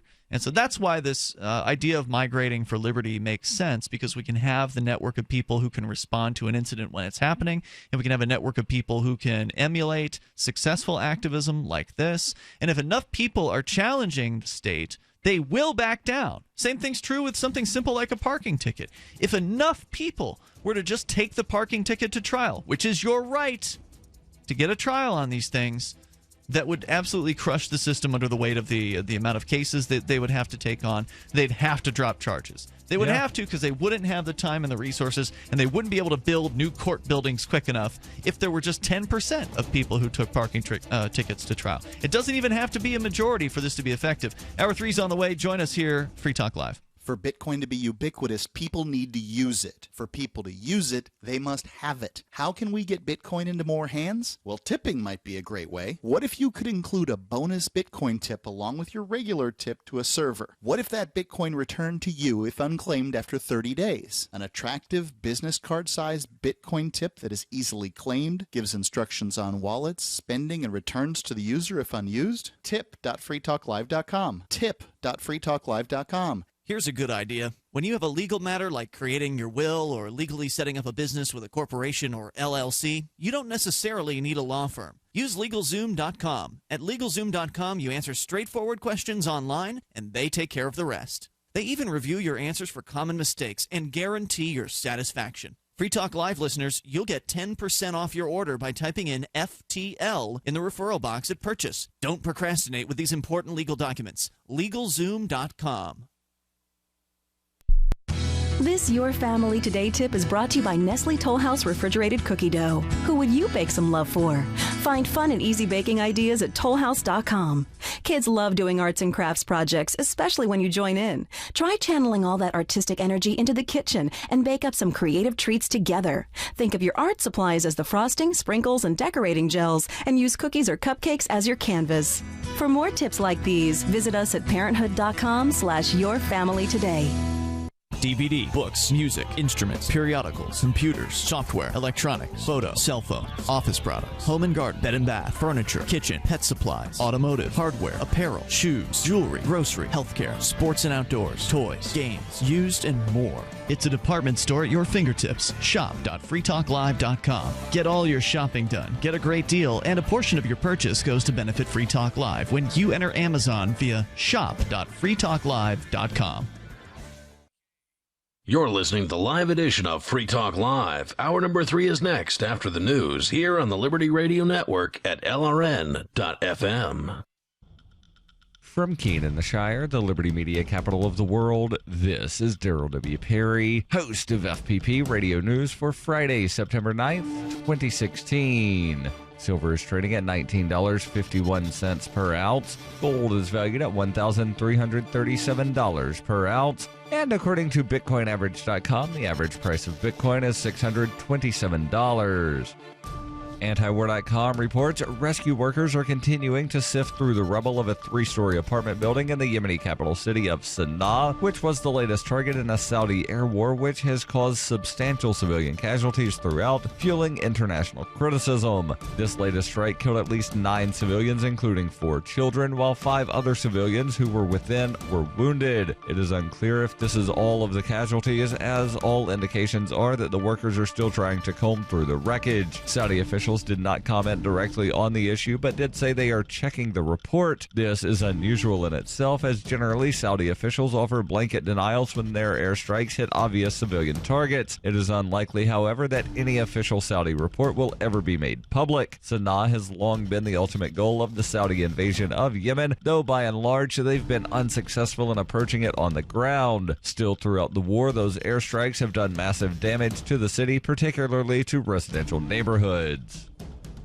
When you hear the word lobbyist, you probably think about greedy corporations, but not all lobbyists are the same. Some are fighting for the freedoms you hold dear. Liberty Lobby LLC is doing just that in New Hampshire, working hard to represent you, not some special interest group. You can help by going to libertylobby.xyz, where your contribution will give us the tools we need to ensure that your voice is heard. Visit libertylobby.xyz today to find out more.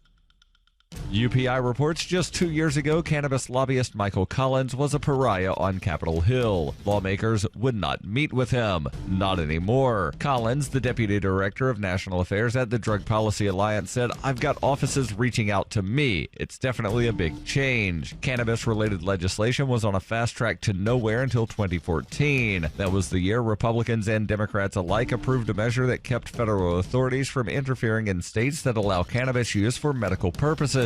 Since then, both houses of Congress have seen a flood of similar proposals. Lobbyists, policy experts, and lawmakers who spoke to roll call said the trajectory is clear. Congress is leaning towards decriminalizing cannabis at the federal level, and it's going to happen soon. That could happen as early as the next Congress, or it could be within the next 10 years. Kevin Sabet, a drug policy advisor in 3 presidential administrations, including Barack Obama's, said reform advocates have worked for decades to create the sense that legalization is inevitable. For nearly 40 years, Roberts & Roberts Brokerage has been a trusted source for buying and selling precious metals like gold and silver. They also take Bitcoin for precious metal purchases and have permanently removed the minimum purchase amount for all orders paid in the digital currency. Call Roberts & Roberts today for knowledgeable advice on buying and selling precious metals and a forward-thinking approach to new technologies. 800-874-9760 or visit online at rrbi.co.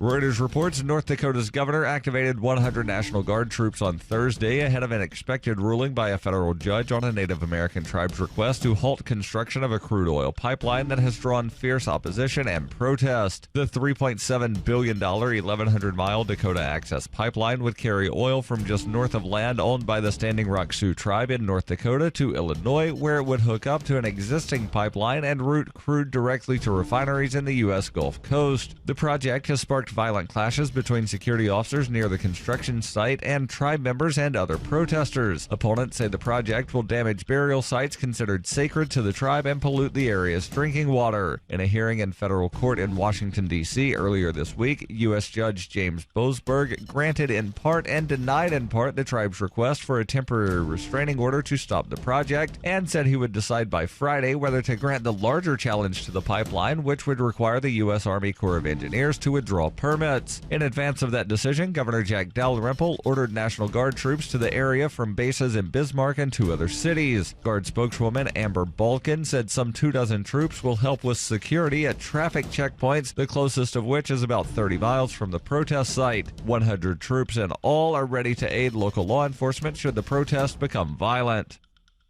This has been FPP Radio News, online at fppradio.com. In a move that puzzled patrons of the global fast food chain, McDonald's launched an extensive ad campaign this week entitled, "And Yet Is Not Beef Itself an Expression of Wanton Lust?" to air at prime time on several networks. The lengthy advertisement, which makes scant reference to any products or promotions, posits to viewers that perhaps beef is merely a symbolic expression of lust in its most wanton and depraved form. When we call for beef, what are we really asking for? Is it the caress of a gentle lover? Or the blade of an executioner? The rage of steel on bone? Would you yourself deny beef? Would beef deny itself of you? In other news, a spaced-out flower child is grooving on a doobie wave. A new study reveals nothing Pfizer's lawyers can't take care of, and the parents of an adorable child on a TV show are most likely insane. Thus ends nature's majestic cycle of weekly news reviews, only to gracefully begin itself anew in exactly 1 week's time. This is the Onion News Network.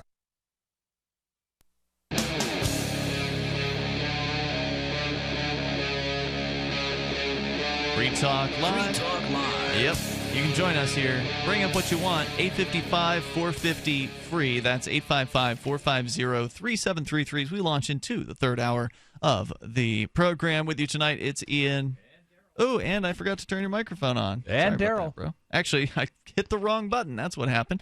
So here we are. We'll take your calls about anything. That's the point of the show. Skype username's LRN.FM. We're going to get right back into your calls here first. Then coming up, taco trucks everywhere. Why aren't they everywhere? Because Cell 411 has not yet implemented an I need tacos button in their app. We will get Virgil, into it. get on that. We'll get on that here in moments. First, we go to Dave in New Hampshire. You're on Free Talk Live. Hello, Dave. Hey, guys. Hey. Well, do you remember over the years I have kept you kind of up to date about the status of Harriet Cady, the former state rep? State of who? Targeted Harriet Cady. Harriet? Yeah. Okay. She's a former state rep.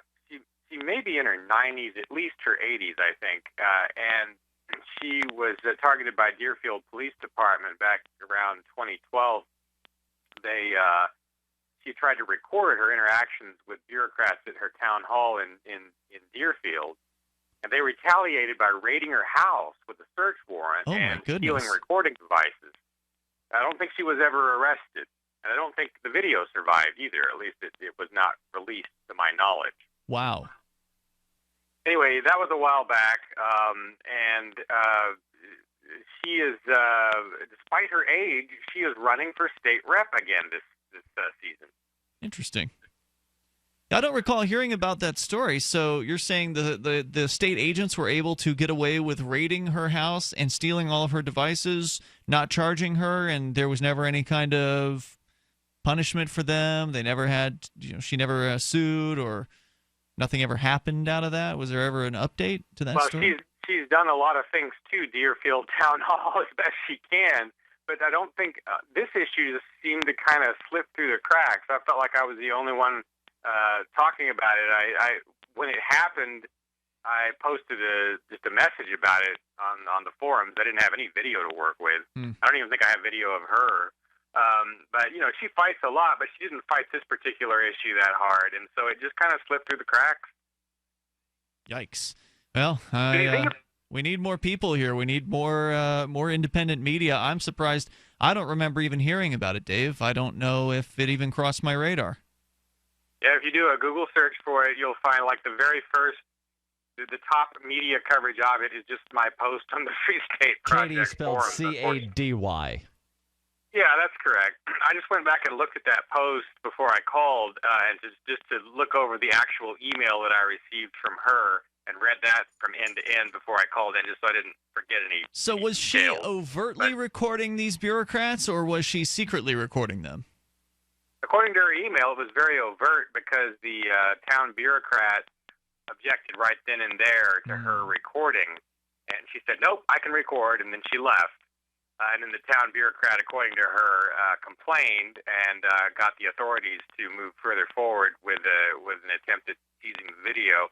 And she thought she'd be arrested, I guess, from reading this email from about 4 years ago. But I don't think she ever was. Well, it's too bad. I mean, I don't want to wish an arrest on somebody, but it's too bad she wasn't arrested, because that would have meant, at the very least, there would have been a charge that could have been taken to court, and she could have, in theory, had won that. Instead, they just intimidated her by coming into her home and stealing their stuff. Now, did you say they had a warrant? She said they had a warrant.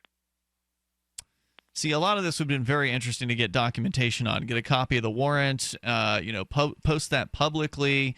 Obviously, this lady is not afraid to record the police or government bureaucrats, so post whatever videos that she managed to record prior to the raid on the internet. It sounds like she could have used a little bit of help with this one, and it's unfortunate that she didn't get that. So we definitely need more people here, more people to move to New Hampshire and to get active, because you can't do everything yourself, Dave, and neither can Darryl and I. The other interesting thing about her is, to me, she sort of personifies the genius of New Hampshire. So when we were all first kind of moving here, we had ideas. This ought to be done. That ought to be done. Well, Harriet Katie had already done it, right? One idea I had was, well, there needs to be a state law that exempts New Hampshireites from paying the federal income tax. Well, she had already submitted a bill, to do that, years before I even thought of it. So it would be good to have her back in, for the most part. Cool. Well, thanks for the heads up on that, Dave. That's Dave Ridley from RidleyReport.com. Always appreciate hearing from you. Let's go to Sarah. She's in New Mexico. You're on Free Talk Live. Hello, Sarah. Yes, there has been somebody talking about that they want to do a test city where they test out the automated self-driving cars here in New Mexico, and also drones. And we're a city where nobody's allowed, except that they're just doing all these tests. I'm thinking, I wonder what else they want to test out there. But there's plenty of desolate places out here in New Mexico. So they've already been doing the tests in California. Google has their self-driving car, and it's logged hundreds of thousands of miles on the roads. Now, obviously, a self-driving car is going to need to be able to work out in the middle of nowhere, but it's also going to have to work out in a crowded city area. So they're going to need to have those tests run in, downtown areas at some point. Right, but the thing is that I think that New Mexico, we need to get on it because of our drunk driving problem. We're number second in drunk driving, and that might be the solution, just to have 15 cars lined up, the automated cars, and when they come out, coming out of the drunk, just throw them in the car, program it, and send them on their way. Come out of where? The bars. Oh, out of bars. Yeah, they So come out of who bars do you and they want go to the pay wrong way. for these self-driving taxis for all of the drunk people? Well, what? I was thinking maybe we could maybe get money up front, like before they go in. They always say, well, I'm not going to be that drunk, but when they can't. Okay, so have the drunk people pay for it. That's good. So at the least, bar would own At least on this occasion, you're not advocating for tax dollars to be used. No, I mean, if they can. I mean, I think they should just have it as a credit. If you don't use it, they'll refund you. That's kind of a program. Sarah still wants to centrally plan everything. She wants to be in charge of how this works and likely would force this policy upon bar owners. Because what if I ran a bar and I didn't want to have that? Could I make that choice? Well, I don't know how that's going to work out in the future, but I just want to get the test. I mean, do it in New Mexico. You know what I mean? Right. I You don't want know the testing to happen in New Mexico because you believe New Mexico is the best place for everything, and it is the land of enchantment, and apparently I did a search where that's the name, land of enchantment. I didn't know that. And Sarah had mentioned about testing some kind of drone. Apparently, Google wants to test a 5G solar drone that this thing appears to just have solar panels all over it. So it would permanently stay aloft and provide 5G, which is a lot better than 4G. I'm looking forward to that. Sarah, thanks for your call tonight. See, the thing with Sarah is she, she's got ideas, and most of them we don't really care too much for here on Free Talk Live because she wants the government to implement them. Now, as you pointed out, she was not asking necessarily for the government to implement them, but ultimately that's what she was going to get to if we could lead her down the path of what she was thinking about. Because when she thinks about something, she wants it to apply to everything, right? Like she wants every bar to have the self-driving cars out front waiting for drunk people to leave because that's the world that Sarah wants to live in. And not everybody wants to live in the same world, and so we have all these diverse opinions that are out there. And ultimately, if I'm a bar owner and I say, you know what, my customers, they can handle themselves. We don't need to have the self-driving cars outside. If they want, they can order one or whatever, but I don't want to have those cars sitting outside of my bar. I wouldn't be allowed to because somebody like Sarah wants to cram her ideas down our throats. What if you wanted a self-driving taco truck? I would love to hear about that. We're going to talk more about taco trucks here in moments. You can take control of the airwaves. Our toll-free number is 855-450-FREE. That's 855-450-3733. And you can bring up whatever's on your mind here on Free Talk Live.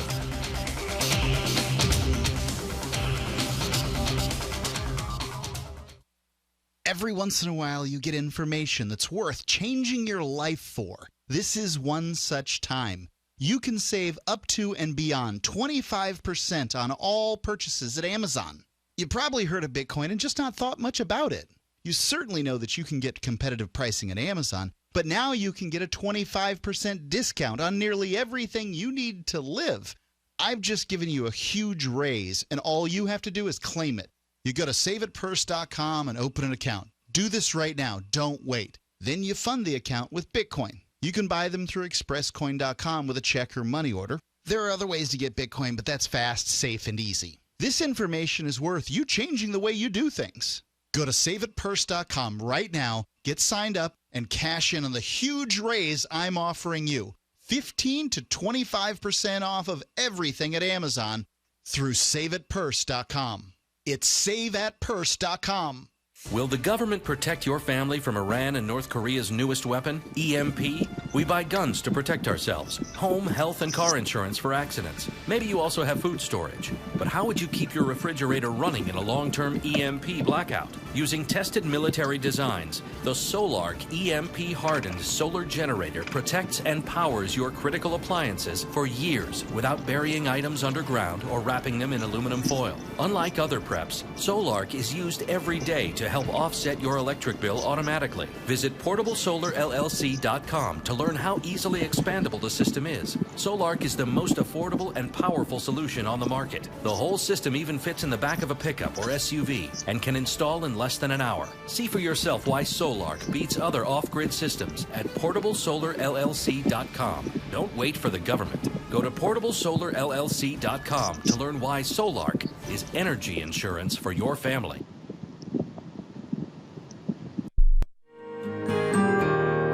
So the protection of life, liberty, and property is what the Free State Project is all about. But it's an effort to move 20,000 people who understand. It's about demonstrating to the entire country that, yeah, we can have a free market, a truly free market. Making it just a freer, great place to live.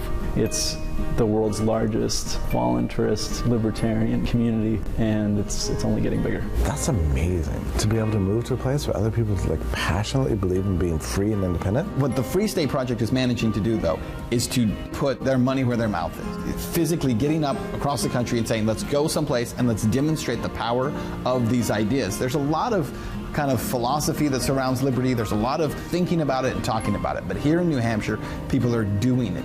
101 Reasons Liberty Lives in New Hampshire, a documentary by Free State Project Early Movers. Watch it free at 101reasonsfilm.com. 101reasonsfilm.com. The three most important things you can do for Free Talk Live are: 1, share one episode a week on Facebook or in some other social networking site. 2, buy the things you buy online through shop.freetalklive.com. 3, give $5 a month to the AMP program. It's my firm belief that Free Talk Live's AMP program is the best use of your charitable dollar among liberty-oriented organizations. Support all the organizations you love, but make sure you give $5 a month to AMP at amp.freetalklive.com.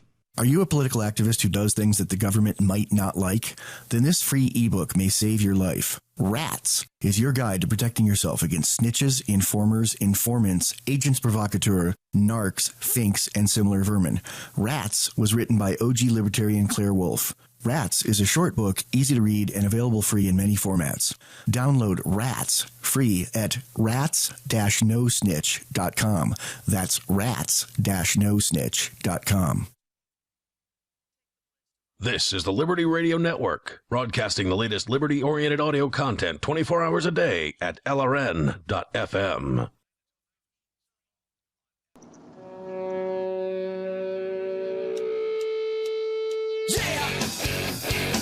Free Talk Live. Dial on in toll-free and bring up whatever's on your mind. The number is 855-450-FREE. You need 101 reasons to move to New Hampshire? We got them. Go to 101reasonsfilm.com. You can watch the movie for free. It's an hour-long documentary film that really just runs down some very persuasive points about New Hampshire and why it really is the destination for anyone who takes freedom seriously and anybody that wants a chance at being more free sometime in your lifetime. Go to 101reasonsfilm.com. You can watch it for free there as we go back to your phone calls and thoughts. Taco truck details on the way. Why are there not taco trucks everywhere is the story from the Foundation for Economic Education, right? Yes. We'll get into that here in a little bit. Ian and Darryl in the studio. First, to your calls and thoughts. David is in Albuquerque listening online. David, you're on Free Talk Live. Go ahead. Yeah, a little correction on New Mexico, or New Mexico as I prefer. It's not the land of enchantment, it's the land of entrapment is what people like to refer to it as. Yeah. Come on vacation, leave on probation. There you go. Every place I've ever lived that's a tourist destination makes that joke. It's not funny. I know. That's why I was making it. It's not funny. So anyway, that's what you were getting at, right, David? Go ahead. Exactly. Yeah, two things. I got the piece of timely news, but I wanted to comment on something you said earlier. You just shared one of my theories. You're talking about the small percentage of the population could easily defeat the bad aspects of our legal system, court system, by overwhelming it simply. Yeah, I agree with that. And one step further, I got another theory. I don't know if anybody's come up with this one before.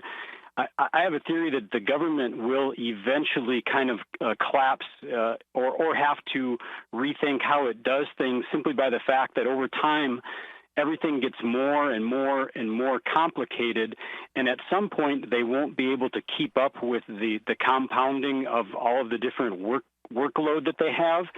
And that they could either collapse or they'll have to completely rethink how they're doing things because they can't keep all the balls in the air. You know what I mean? Well, I mean, I guess I see what you're kind of driving at there, but bureaucrats aren't known for really working hard at all. I mean, if they've got more stuff that's been passed into law, they'll only select certain laws to enforce, right? I mean, there's a bunch of laws on the books, but the police don't actively enforce all of them.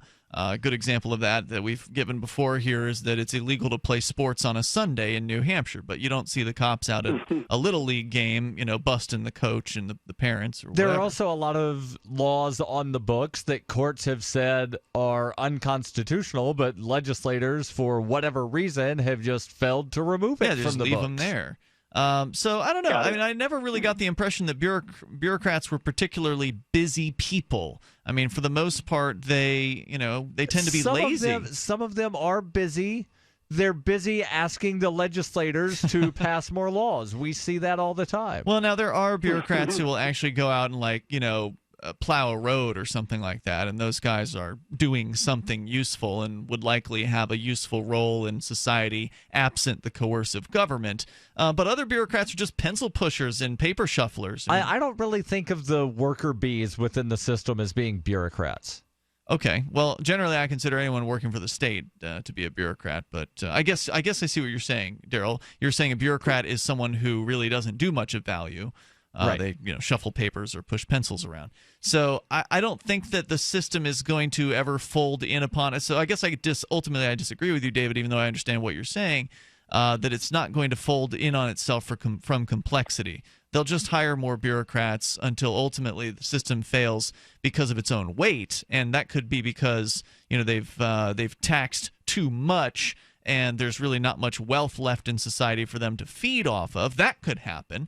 That was my next point. That I think they're basically at the limit of what society can afford money-wise to keep them operating. They can't really expand too much further because once again, then it collapses for lack of money. And if you look at what percentage of gross national product, or however you want to think of it, that the government needed at the beginning of this country versus what percentage it supposedly needs now, it has increased, exponentially, and I think it's just about at the limit. I don't think that they can keep on expanding anymore because they won't have the money for it.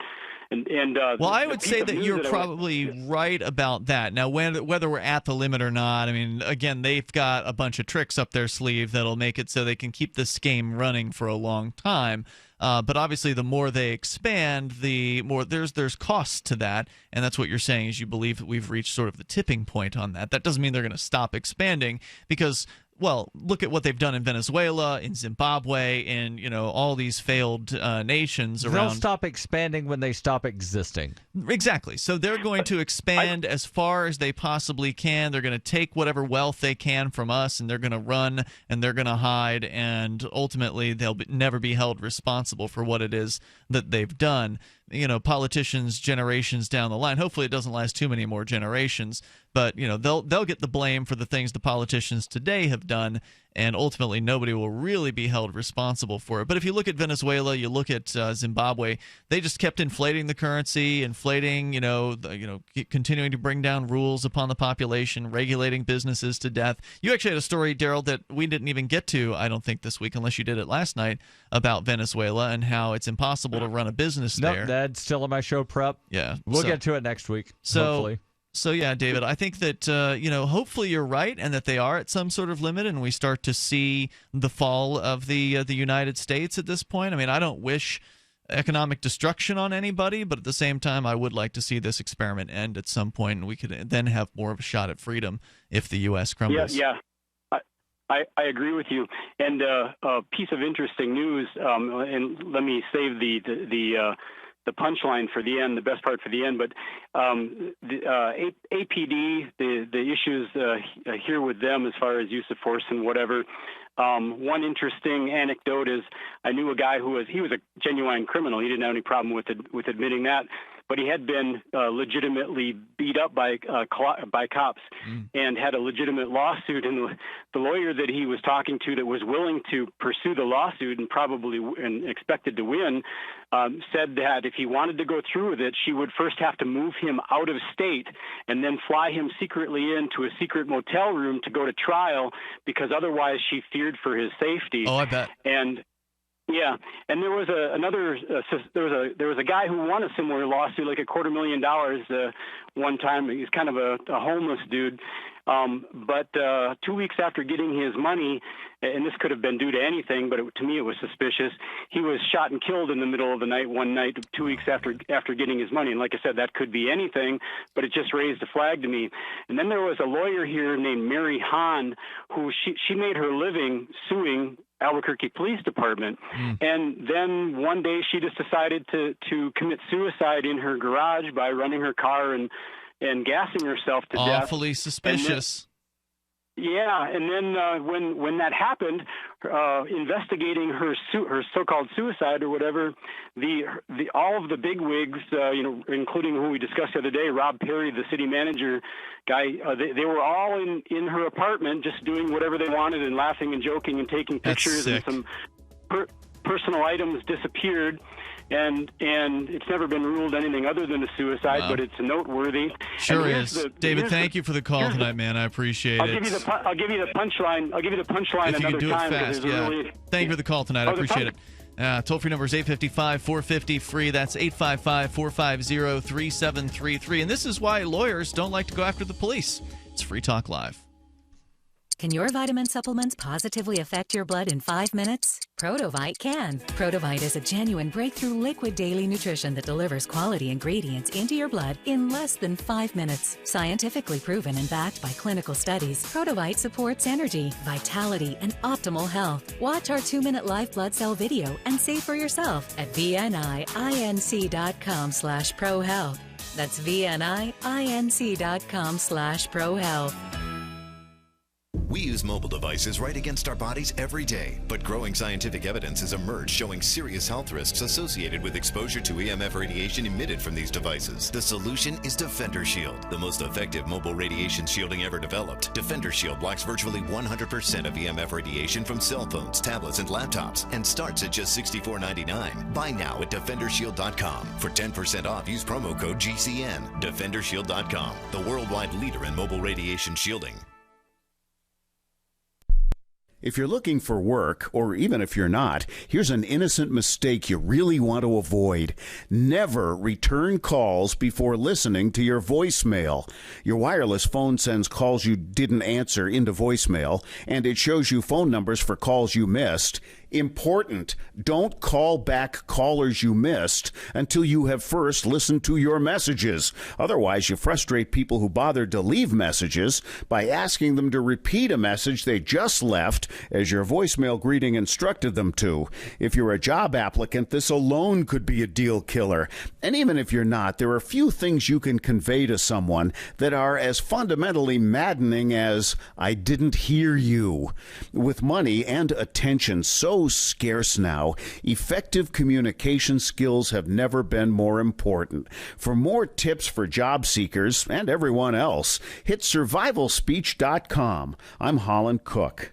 This is your Roberts & Roberts Brokerage Daily Precious Metals Update. In early trading Friday, gold is down $7 at $1,331 per ounce, and silver is 28 cents lower at $19.39 per ounce. Bitcoin is currently trading at $619 US. Check out our selection of Royal Canadian Mint products, beautiful bars and coins with enhanced security features. For more information, call Roberts & Roberts Brokerage today at 800-874-9760 or visit us online at rrbi.co.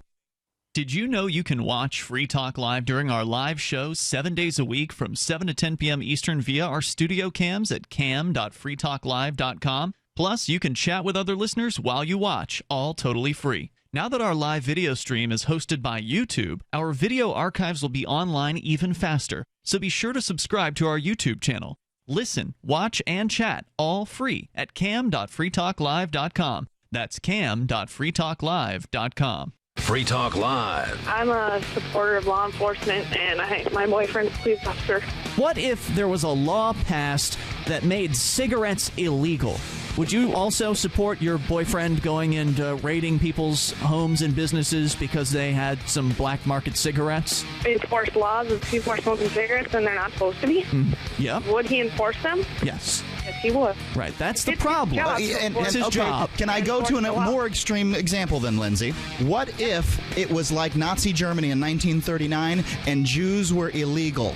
Would your boyfriend go around and grab them and throw them into concentration camps because it was the law? If it was his job, he would do it. God. Wow. I'm not saying it's not a personal issue. If it's his job, personal. Doing something wrong is doing something wrong whether you've got the law on your side or not, ma'am. Free Talk Live, 7 nights a week from 7 to 10 Eastern, live on the Liberty Radio Network at LRN.FM. You can sign up to receive the latest about the Liberty Radio Network via our email updates at updates.lrn.fm. That's updates.lrn.fm.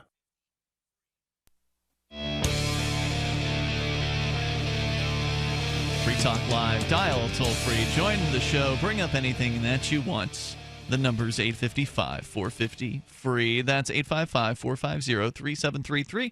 And, of course, you can join us online at freetalklive.com. If you like the show and you want to help support Free Talk Live, then please amp the show. Go to amp.freetalklive.com. AMP stands for Advertise, Market, and Promote. And the idea is you send $5 a month into Free Talk Live. We invest that into the show and use it to help promote Free Talk Live to new radio stations, bring new internet listeners on board, expose new people to the ideas of freedom. If you like Free Talk Live, it's one of the best ways to help us out. Go to amp.freetalklive.com. You can sign up with any major credit card through PayPal, Visa, or MasterCard right there on the website. And now Bitcoin is back, so you can do Bitcoin amping.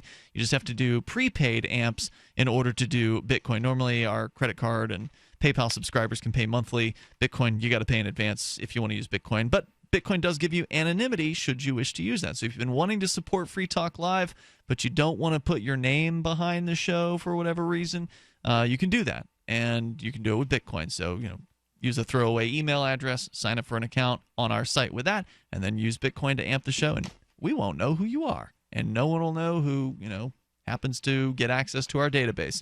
Not that that has ever happened, but it could happen in theory. The federal government could do naughty things like that if they wanted to.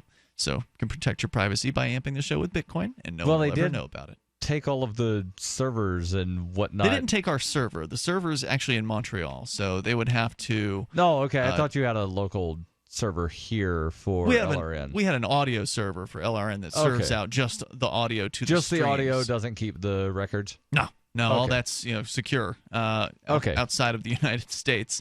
But nonetheless, they've been known to hack things from time to time. So if you want true anonymity, you got to use Bitcoin at amp.freetalklive.com. Let's go to the phones, and then we'll talk taco trucks. Ricky is in Pennsylvania. You're on Free Talk Live. Hello, Ricky. Brother Ian, Brother Darryl, good evening. Hi, Ricky. What's on your mind tonight? Well, what I wanted to talk about is, the recent hit that happened over there in the Philippines when they tried to whack the president, ISIS, of the Commonwealth of Philippines. Now, one of the things, Ian, I've been doing is... they tried to whack Duterte? Correct. Now, at first glance, this isn't going to make a lot of sense to people, but see, I've been talking to a young lady in the Philippines for a couple months now. I get around, Ian, And what's going on is, you see, the Philippines only 80 years old since they became a Commonwealth. They're a very young country, and they were doing very well. Now, there's a movement been going on. See, they elected Duterte. They like Duterte. The problem is the cartels. Cartels are running their country right now, and that's why Duterte was elected. He's trying to clean house over there now. Before you go on, Ricky, what was it that they did? I'm trying to find the news story here. They went right for Duterte. I mean, they went over there, and ISIS did a hit. It was some kind of a bomb or something. I read the report. She sent it to me. I have Cortana. There was a bombing that did happen, I guess, recently, but I don't see anything about it. This past Friday. I don't see anything about it. I did a search for Duterte assassination attempt. The first article is from the Daily Mail, where it says Philippine gang lords have raised a 300,000-pound bounty for anyone willing or able to take out Duterte. Next article comes from, I believe this is the Philippine Star Global. Gun smuggling suspect reveals Duterte assassination plot. Ah, okay. So maybe there was... Okay, now the fact is, what happened is, think about this. Now, it was the previous week, the DEA got nailed, if you remember.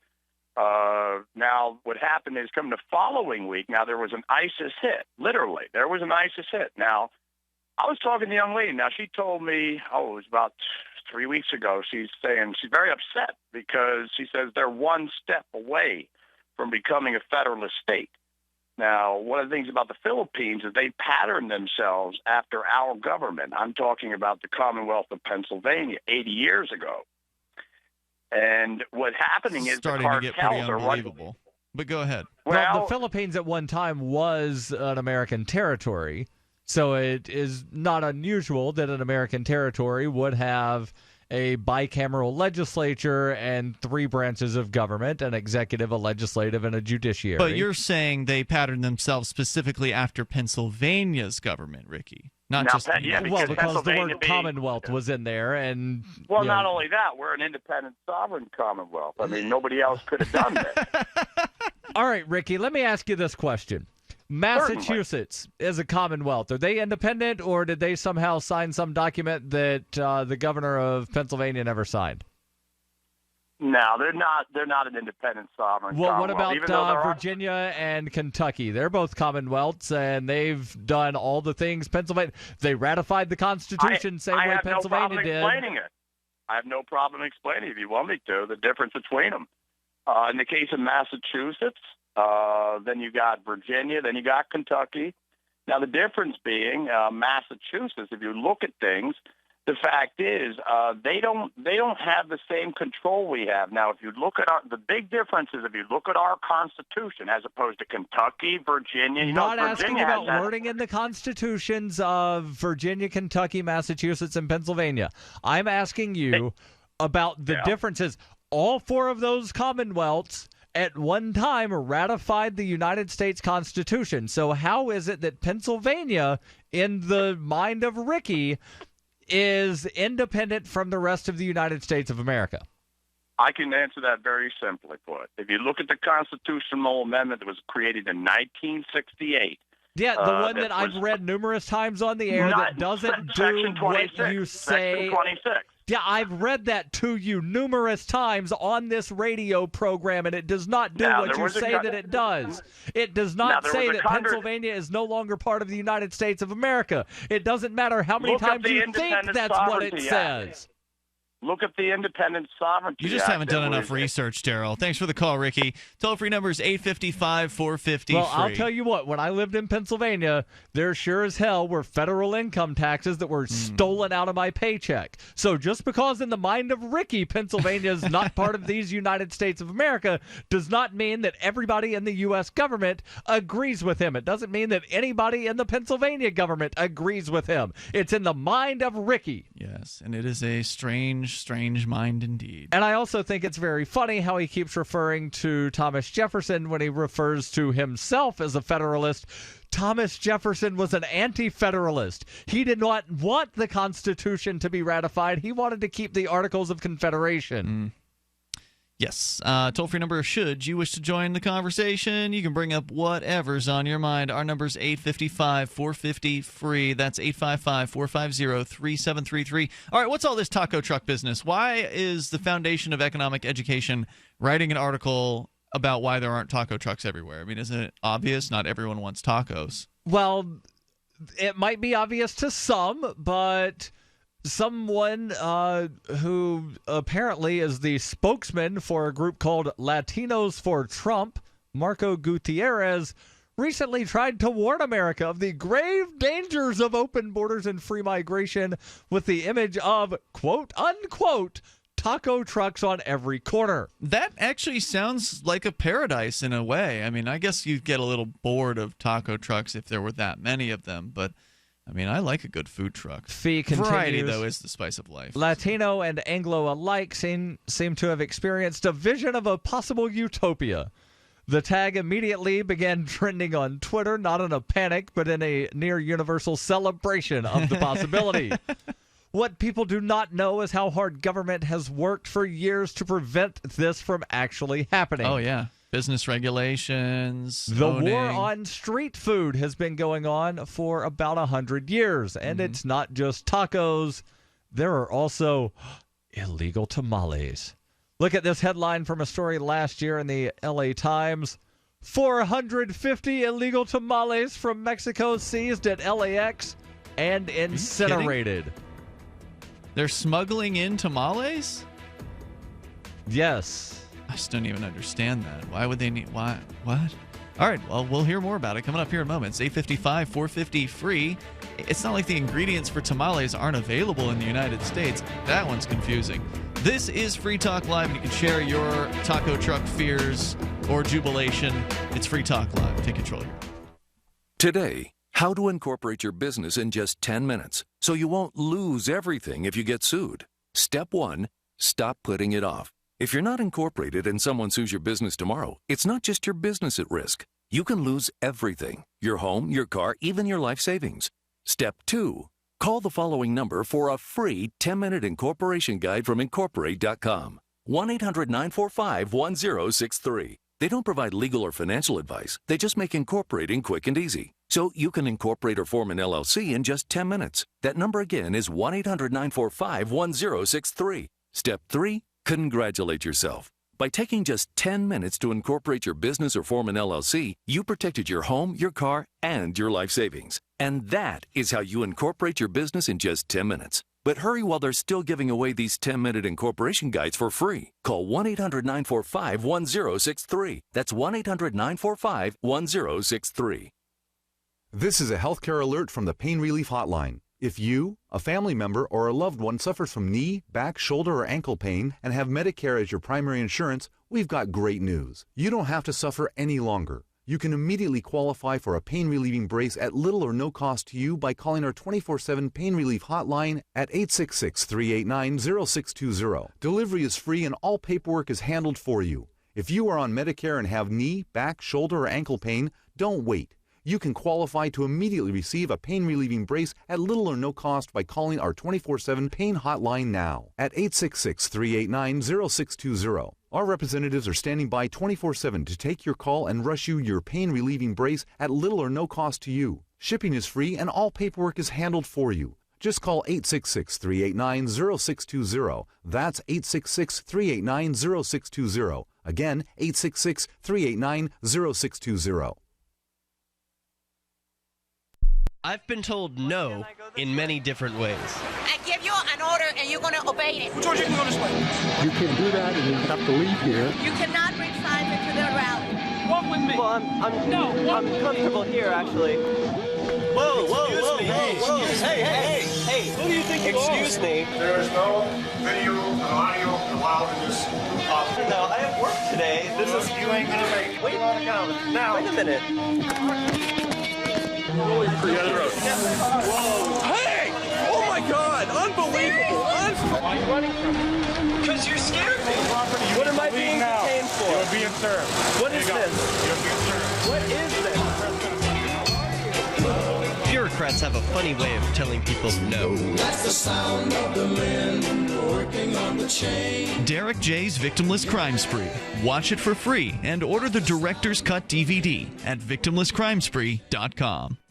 For years, LRN.FM has had a listen line that you can call and listen to LRN.FM anytime. Now we're taking the idea to a new level with the LRN.FM audio on demand line. You can call 641-793-9660 anytime and listen to LRN.FM's live feed, and you can listen to a bunch of our original shows on demand. Long-distance fees may apply. Just dial 641-793-9660 and choose from the menu. 641-793-9660. Looking for a great real estate investment? Consider New Hampshire, which is ground zero for the Liberty Movement. Your first call should be to Mark Worden from Porcupine Real Estate. He's more than just a real estate agent. He's your New Hampshire concierge. Where are the best places to live? Do you want farm, city, the burbs, or forest? Do you want a duplex or multifamily building so that renters pay your mortgage? There are homes in all price ranges in New Hampshire, and Mark can help with financing too. Invest in liberty and property. Mark Worden can help. PorcupineRealEstate.com.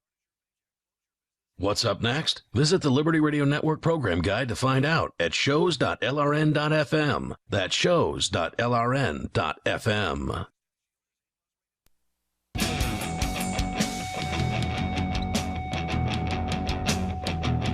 This is Free Talk Live. You can bring up anything, even in these remaining moments. We've got enough time for you if you join us toll-free at 855-450-FREE or via Skype at Skype username LRN.FM. With you in studio tonight, it's Ian. And Darryl. Don't forget to check out Darryl's new site, libertylobby.xyz. It's your plan, Darryl, to be the Liberty lobbyist. Now, maybe at some point you'll have more than one Liberty lobbyist on your staff. If fundraising is good enough, then yes. Fundraising will have to get much better to hire somebody else. But at the very least, you would like to cover the cost of the work that you've really already been doing for the last couple of years here in New Hampshire. Correct. Which is going regularly to the State House and advocating, as you were talking earlier, for maximum freedom on every issue, every time. And that's not to say that we don't have voices for freedom in the State House. We do. There's a bunch of great state representatives who are pretty principled folks and who love liberty. But you would be there as a lobbyist, which is a different role. Yes. And you know, you've been doing these things for free, but it'd be nice to get your gas covered and make it so you don't have to get hurt by taking a day off of work, which is what you normally have to do. Right. To go and do these activities. So, right. And I have to do this, cost-benefit calculation in my head of, would it be better to take off on Tuesday and go testify on 3 bills, or take off on Thursday and go testify on 4 bills that might be less important, but there's 4 of them, whereas if you were getting a little bit of money, you could take off both days. Correct. And not really worry about how you're going to pay for your food at the end of the week. Right. Plus, you have to usually eat out when you're in Concord because it's a little inconvenient to do anything. Even but though that. they do have the cafeteria inside the State House, and that's a lot cheaper than say going to is it that the much subway. Cheaper? Well, I mean, you can still pay $6.50 for a sandwich and a few fries in the State House. You can go to Subway and pay $6 for a sandwich there too. Right, but if you go to Subway, you then have to drive and then come back and try to find parking again. Yep, so more time it's cheaper involved. and easier. And when you're at the State House, you can schmooze with the state reps if you're eating in the cafeteria. So it really is, especially as a lobbyist, beneficial to stay there and eat there. So if you want to help Darryl with his fundraising effort, then you can contribute via PayPal and Bitcoin and what else? I don't yet have the Monero QR code up on the site, but I believe that is Shapeshift integrated. It sure is. So you can do Shapeshift over at Yes. libertylobby.xyz. More about the taco trucks coming up here, but first we go to Skype, where James is on the line in Arizona. Go ahead, James. Yes, Minister Freeman. For 2 days in a row, I was listening to your show for this hour and heard Sarah and Ralph and Dave, 3 imbecilic callers that never call in Darryl to challenge him to think a second time, let alone ever make anybody laugh. So I'm wondering, Darryl, Minister, you knew I called in to talk to Chris to take him on about an important subject. Are we talking about last night? He is talking about for over an hour. I was on hold for over an hour and had to listen to an imbecile like Sarah and an imbecile like Dave and an imbecile like Ralph. Well, why don't you wow us with your intellect? Why don't you wow us with your intellect? No, actually, James. I can and I will You when sound given a relatively chance to sober speak. tonight, so you might actually do a good job with it. You're really, really walking and skating on thin ice. Ladies and gentlemen of the audience, it's too warm right now a POS called Ian Freeman has accused me of having 3 Deweys, although I have 1 and it was 5 years ago. And you Why can do you laugh keep like lying that. about You that? can laugh. What? If you ever call me a liar to my face, after I'm done with you, who are you going to call? Why do you keep lying about that, James? I Because don't it's ever not hard lie. to find the arrest records. Are you saying the arrest I know, records you have looked been up falsified? jailbait.com and you see what you see and No, that's a believe different website. what it is. Jail.com. No, is that's your where I saw it. girlfriend's. Again, Ian Freeman, you're accusing me of lying. Yeah, not to mention accuse me of having done something I've never done. Well, then that is why are have there 3 3 arrest Deweys. records for you? I don't know. I don't look at the website and trust what I read. I trust the truth. And if, So- again, ladies and gentlemen of the audience, Right, just so so you they know, should if Ian trust you. Bernard will. No, I'm telling you the God's honest truth, and you keep on doubling down in your lie, and then you accuse You know me what? of lying. I didn't double down, You James. should thank God. You should thank God you have use of your hands I and your arms. actually apologized to you. I don't know if you recall that. I apologized to you when you had first told me that you only had 1 DUI, but then I looked a little further into it, and I found evidence for at least 2, if not 3 DUIs. So, Okay. You're just saying the You're evidence is accusing false. me of lying, and it's not evidence. You're not reading the fine print, Ian Bernard. Oh, is there fine And no, print? I What did I haven't- miss? Just like I'm not drinking now and haven't drank and driven in 5 years because I know what kind of trouble will get me into. Mm-hmm. But again, Ian Bernard, you should thank God that I'm nowhere near keen, because after I'm done with hurting you in severe fashion, because I'm not tolerant of people that you've slighted my honor, Ian Bernard, and you think it's funny. It's not a threat, it's a guarantee. If you don't apologize to me sufficiently, I will hurt you. And who are you going to call? Numerous times. Who are you going to call, Ian? I'm not calling anybody, James. Ghostbusters! Because I got better things to do. I got better things to do. So, I don't know, man. He's claiming the jail.com is lying. I don't see why they would lie. They got 3 different mugshots of James. I really don't care how many times he's Maybe he was so been drunk arrested. he forgot that he was arrested. I don't know. It doesn't really make any difference. No, it really doesn't. But, you know, it sure as hell upsets him. Everything upsets him. Yeah. So anyway, he's actually moved into making actual overt threats, because normally he kind of beats around the bush at the threats, but now he's doing the real deal. All right, let's go on here. Taco trucks. Apparently, there's such a thing as an illegal tamale.